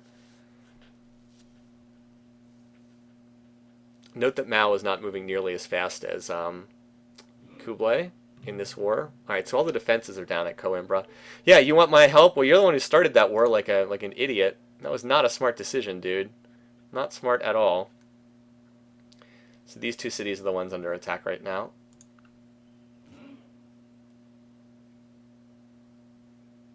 Varanasi's lost all its defenses, or close to it. Just giving Kublai... Alright, so Coimbra did fall. Care to assist us in destroying the evil Portuguese. Alright, 38 Cas, 51 infantry, 4 cannons. Not too shabby. Has Kublai finally turned research back on? Yeah, basically. What's he at in terms of beakers? Gandhi's at 3. Oh, Gandhi went full culture. He's going for the culture win, you guys! How close is Gandhi to culture victory? This is the question everybody always keeps asking. He is 167 turns away. I think he can hold out that long, don't you? I think he can do it. Also, given the fact that we've never seen an AP resolution, I kind of think you need to be in a state religion to use the AP, because we've never seen that pop up. All right, Kublai's at 788. Mao's actually a higher rate, probably because he's not covering such enormous unit supply costs. Oh well. It looks like it looks like China's being crushed under the weight of Mongolia. It does look like that, I have to agree. That's a great comment. Anyway, so the tide of battle rolls forward. Gandhi continues to collapse. I thought he played a good game for the early game, but just Kublai got way too far out in front. Unstoppable, really. Varanasi has 3 catapults left on defense. How about Mao? How close is he to pushing on to the next city? Alright, so Varanasi falls.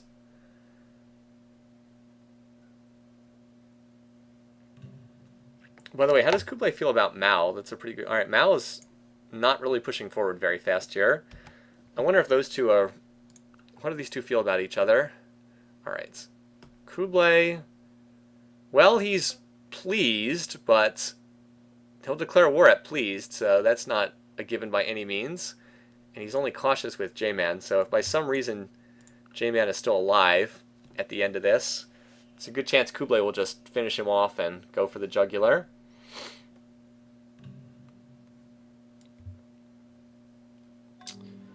Alright.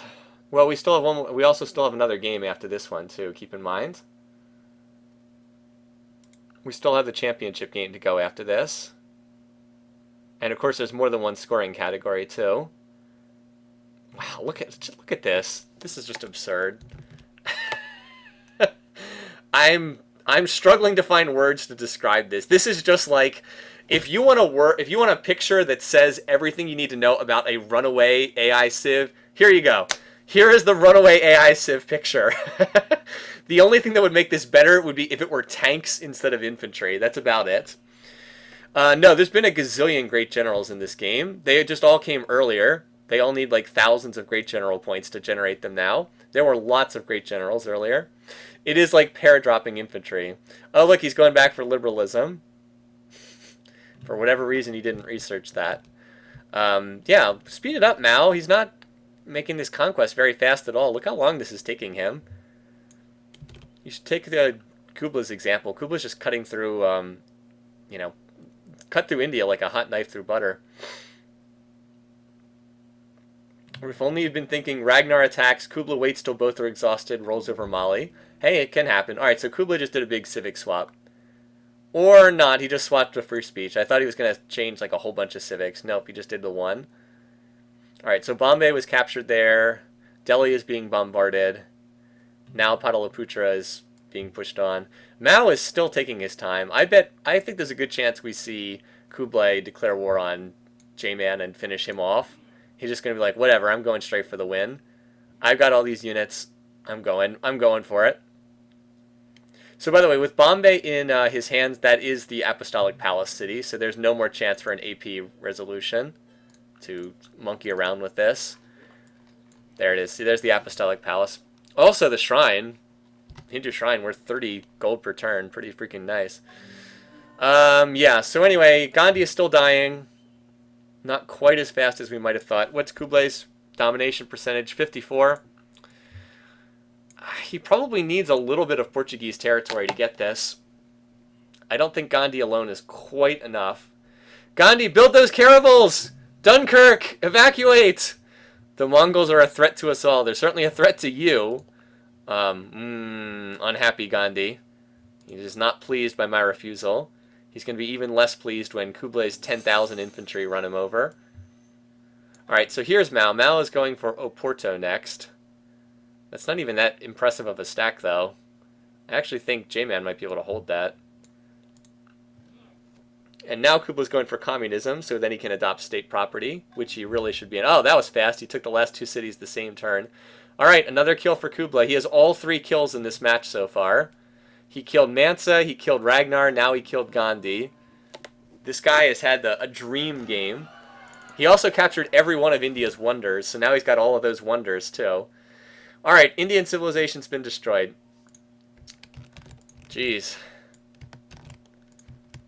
Don't mess with the Mongolia when they get off and running. Alright, so Gandhi eliminated. Playoff 3 turn, I think it was 263, I think, but I'm going to check that again. 263 is correct. Gandhi gets eliminated. And another kill for Kublai, his 3rd kill. Gives him an outside chance of taking the kills lead in the championship, which he is definitely going to now. Kublai couldn't be in state property, he didn't have the tech for it. I mean, he didn't have the tech, so he couldn't go to it. Oh, well, maybe if we see no more war declarations. I do have 13 for the war declarations, and we're sitting at exactly 13 right now. So yeah, he couldn't be in state property because he didn't have communism tech. Yeah, if he goes into that, his economy will definitely explode. Because his maintenance costs will drop from, like, a lot to 0. Well, his distance maintenance, you still do have number of city maintenance. But why did it have to be Kublai? Well, Temujin is a little too aggressive for his own good.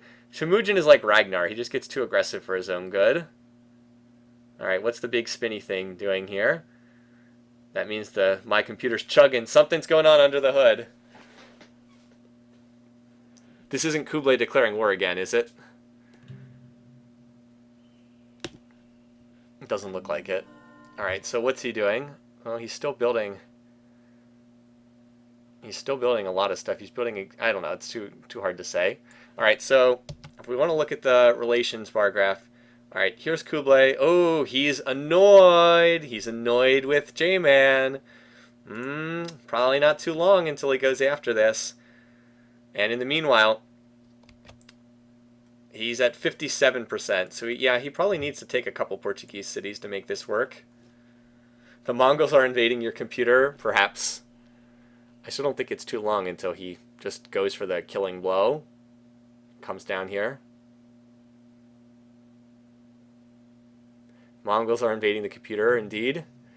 It's just there's so many units on the map, it's hard to, takes a while for the computer to process all of them moving around.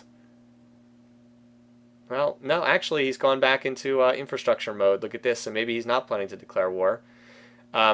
Still, he will get some more territory when Oporto is captured. Like, that will free up some territory because the Portuguese borders will disappear when the city gets captured. I don't know if that'll be enough for a victory, though. He did go to free speech, so he gets the double speed culture, plus 100%. Not technically doubled. More proper to say plus 100%. So, like, Bombay, like, look, oh my god, 88 culture per turn. Oh, I was like, why in the world does he have so much culture? And you know what? It's because he has Sistine. Look at that. Sistine Chapel at work, baby. Get some culture from all those specialists. Yeah, so he will, he's going to, when Oporto is captured, these cities are going to pop borders, and that might be enough to put him over the domination limit. Maybe. It'll be close. When the borders fill back in, which they haven't yet. All right, so what's he at now? 59%. I feel like that's not going to be enough. Maybe when Avora dies. I don't know. We shall see, because this city's already at 100 culture, so it'll pop it'll pop down to here. He'll get like down to here. That's probably not enough tiles. He's probably going to be like 1 or 2% short. He's probably going to, yeah, I think he's going to be slightly, I think he's going to be at like 61 or 62% after this, and that's not quite enough. All right, so the borders just got filled in. 62, yep. Oh, he actually doesn't have enough population either. Look at this. He needs 61% of world pie. He doesn't have enough population. Huh. He needs more population too. Grow your cities, dude. He needs to grow his cities. Interesting. So no, he's not going to just win instantly here. It's going to take him a little longer. He's very close, but he's not quite there yet. Also, Mao took another city, so not quite yet. No, Oporto. Oh yeah, Oporto. Wait, how does Oporto have the pyramids? I thought Mao built them. Maybe he didn't build them. I thought that Mao got them early in the game, though. He has city still in revolt. Yeah, that's true. I thought that you still got the population even if they're in, yeah, you still get the population even if they're in revolt. That doesn't matter. So I understood it anyway. So maybe he's not going to cash out with a super early domination victory. We'll have to wait and see. Maybe it's still possible he could even go for space here, although I do think a war is more likely. But it depends on Kublai what he wants to do. He is pleased with Mao, but he's not friendly, so he declared war on our friend.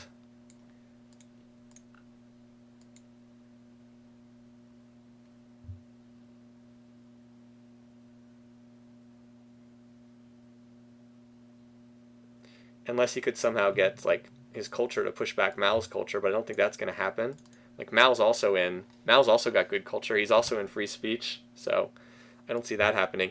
The sad thing is, if Mao hadn't planted this city, I think Kublai wins by domination. Because look, he's at 63% and 58%. If you remember, this city of Guz was captured by Ragnar, and then Ragnar gave it back to Mao in a peace treaty. If this city and this city had gone to Kublai instead of Mao, the game would already be over. Example of how the little things sometimes can influence how the game plays out. Yeah, Kublai's just short. He doesn't have enough. He needs more population. Of course, if he captured 1 or 2 Portuguese cities, that would be enough to tip him over the edge, but I don't think he's going to do that. I think Mao's going to get the kill. Mao's also on industrialism tech, which is kind of interesting. I also think Kublai's not in state property still. Where's Kublai? No, he's still in mercantilism for some unknown reason. Like, if he would just go state property, he would be so much better off, but nope. He's still in mercantilism. The creative trait doesn't do anything this late in the game. At this point in the game, +2 culture per turn is pointless. It's creative is an early game trait. It doesn't do anything in the end game, or practically nothing. So what is Kublai doing right now? Oh, he's building a lot of Islamic temples for some reason. He just adopted police state, which is a wartime civic, though. So, oh wait, no, that was Mao who just adopted police. Oh, that's right. Mao had terrible war weariness because he was suffering from Statue of Zeus war weariness. Remember, Statue of Zeus was in, I think, Oporto. Statue of Zeus was built somewhere in. Actually, I think it's in Lisbon then. Yep. So Mao's been suffering from Statue of Zeus war weariness. Boy, I wonder if wouldn't it be like the funniest thing if Kublai sits at 52% or 62% land area and then ends up winning by space. That would be pretty hilarious. Not for me, because I have a domination picked as the victory condition, but that would be pretty funny. Yeah, I can't believe he's this close and he just doesn't quite have enough. I'm also surprised he didn't declare war on J-Man. I thought he would and just jump in there and finish him off, and then that would put him over the top for domination, but that doesn't look like it's going to happen. Mao is slowly cutting his way through these. Is the 10% science boost of monasteries worth it? In some situations. Generally speaking, no. In a high science city, it can be worth it. Alright, now J-Man's down to his last city. Just his capital. It's been reduced all the way back to just one city. Yeah, Kublai. Oh, Kublai. Don't go to research in every city. Oh, my God. He's building research in every city. It's like, oh, God. Here we go. Looks like he's going to sit just under the domination threshold and potentially go for space. Oh, dears.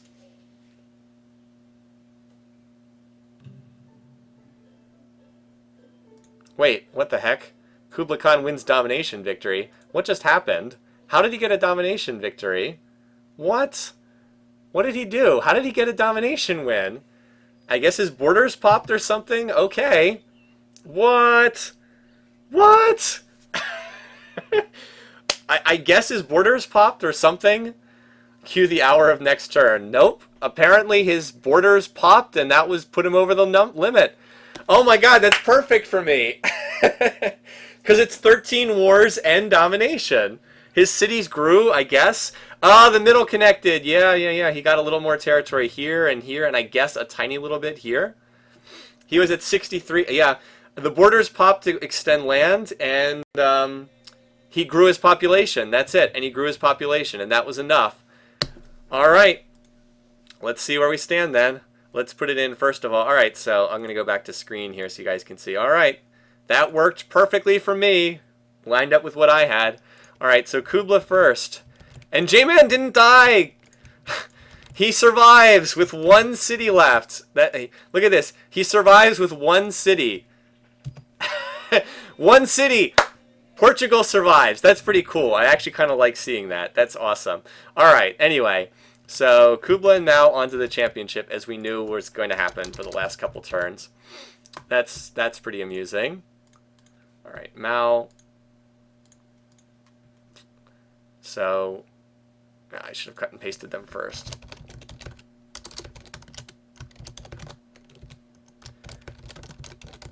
All right, Kublai and Mao. There you go. There's our final field.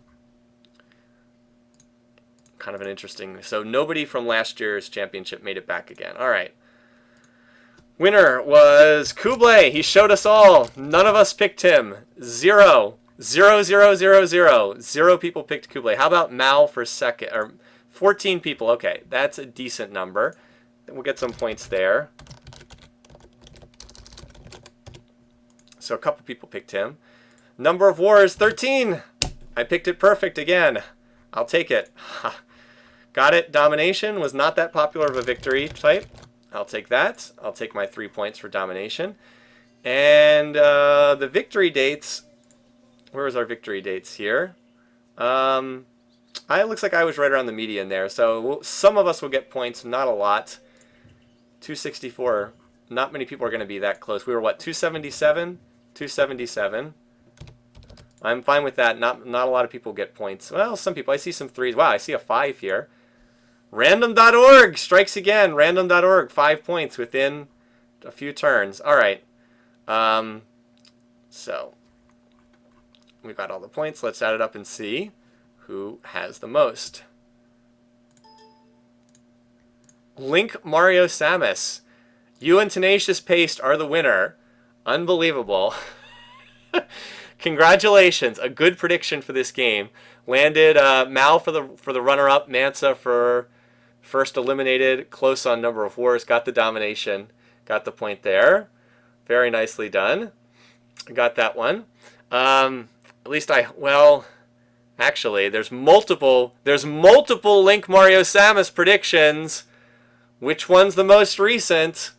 Again, this is why you really should only put in one prediction. You can edit your prediction. You do not have to put in more than one. Just edit your prediction. Go back in and edit it. Don't keep submitting multiple predictions here.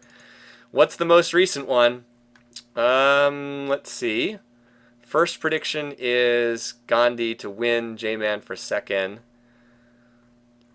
Where's the second one? I know there's 2. All right. This one here. Sorry. The most recent one is the one that had the lower score. I'm sorry. But I have to go with your more recent prediction. That's the one you put in second, is presumably you changed your mind to that. So, unfortunately, that's why you don't change your mind after you get the first one. Sorry about that, but you know, that other one was still a decent prediction.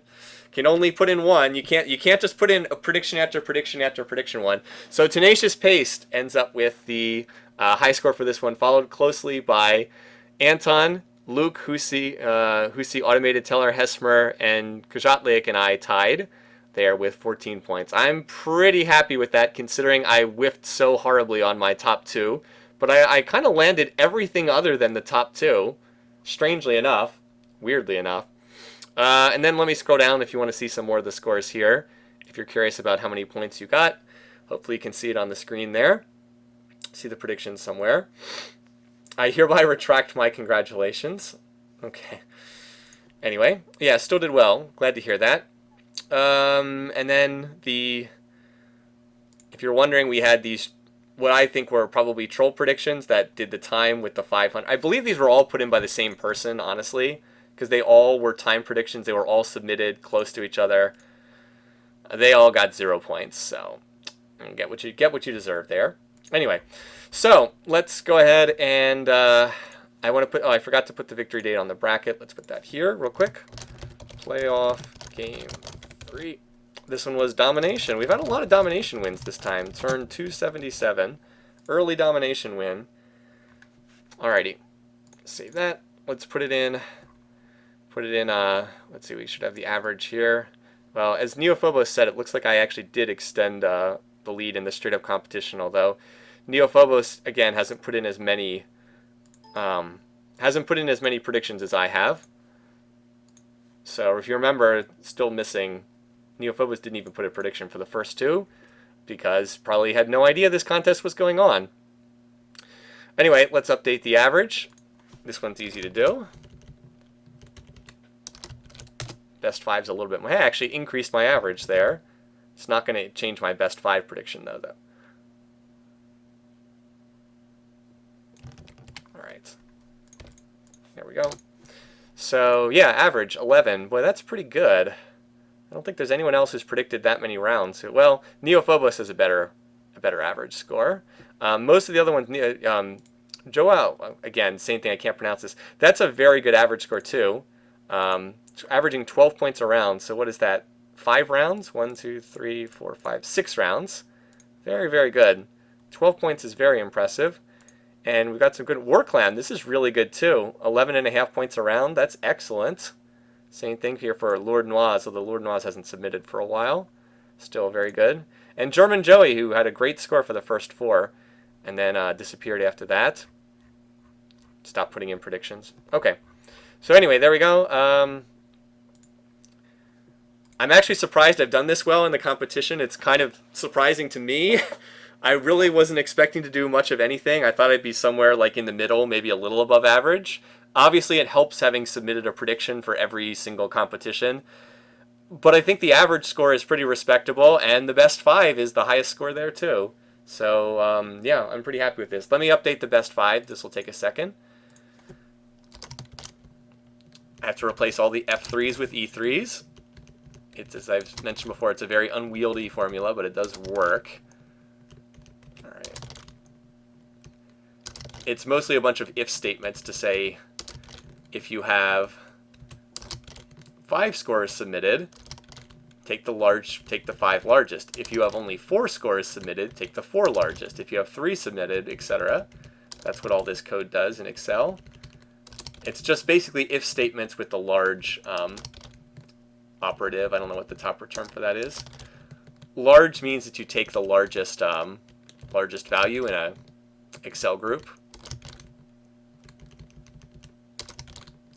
Well, and then you can iterate on that. You can take like the largest, like large 1 is the largest, and then large 2 is the second largest, etc. Okay, so as I said, my score doesn't change because I already had wasn't one of my best 5 scores. All right, here we go. All right, but some of you probably increased your best 5 score there. Yeah, like Tenacious Paste is all the way up to 80 now, which is excellent. Hard to get that score up there. I'm actually kind of shocked I have a 91 score there. If you're curious about what we did last year, the top best 5 score was not that high last year. Hold on. I have that saved somewhere under Survivor. Is this it? Results? That's our playoff contest. No, that's not it. Here we go. All right. Last year, and by the way, last year, if you're curious, I did this all by hand because I was not nearly as good at Excel last year. Not nearly as high. Yeah, our best 5 score was from Celia Azul, who had 85. So anything over 80 is pretty spectacular. And if you notice, our per game scoring was pretty close to what it is this time as well, right around 12 to 11 points. So we had slightly different scoring last year, so keep that in mind. In particular, there was the humongous 15-point bonus if someone hit the victory date exactly, which is a little bit silly. Resulted in some humongous scores at times. And we also awarded points for getting the number of civs surviving correct, which is not as interesting of a category as the total word declarations. But yeah, you can see the scores are relatively similar for last year. Okay, so yeah, that's where we stand. I'll give you guys a chance to look at the replay, and then we will set up our championship. And I already have a plan for that. We're not going to use a random map for the championship. But anyway, I'll let you guys watch the replay here. Put it back on Civ4 and come back in a second. I'm going to stretch my legs and get a drink real quick. All right, enjoy. Be right back.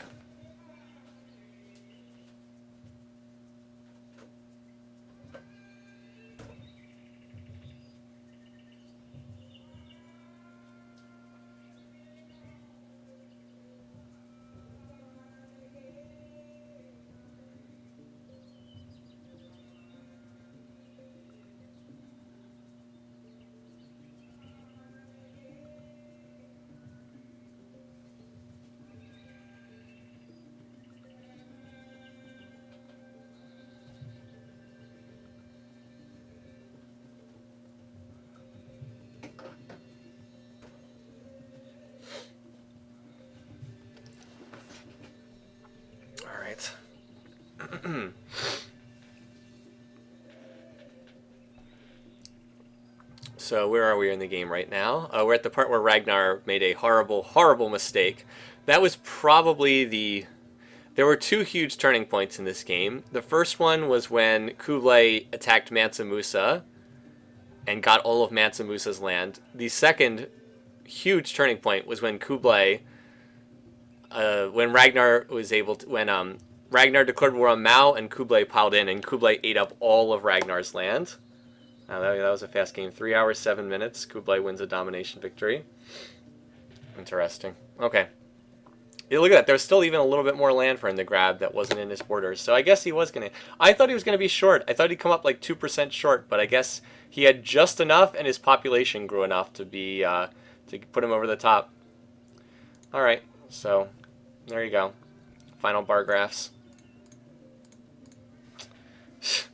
His GMP was off the charts too. Production, food, culture. Wow, he wasn't first in culture. Power was, yeah, it's getting pretty disgusting at the end there.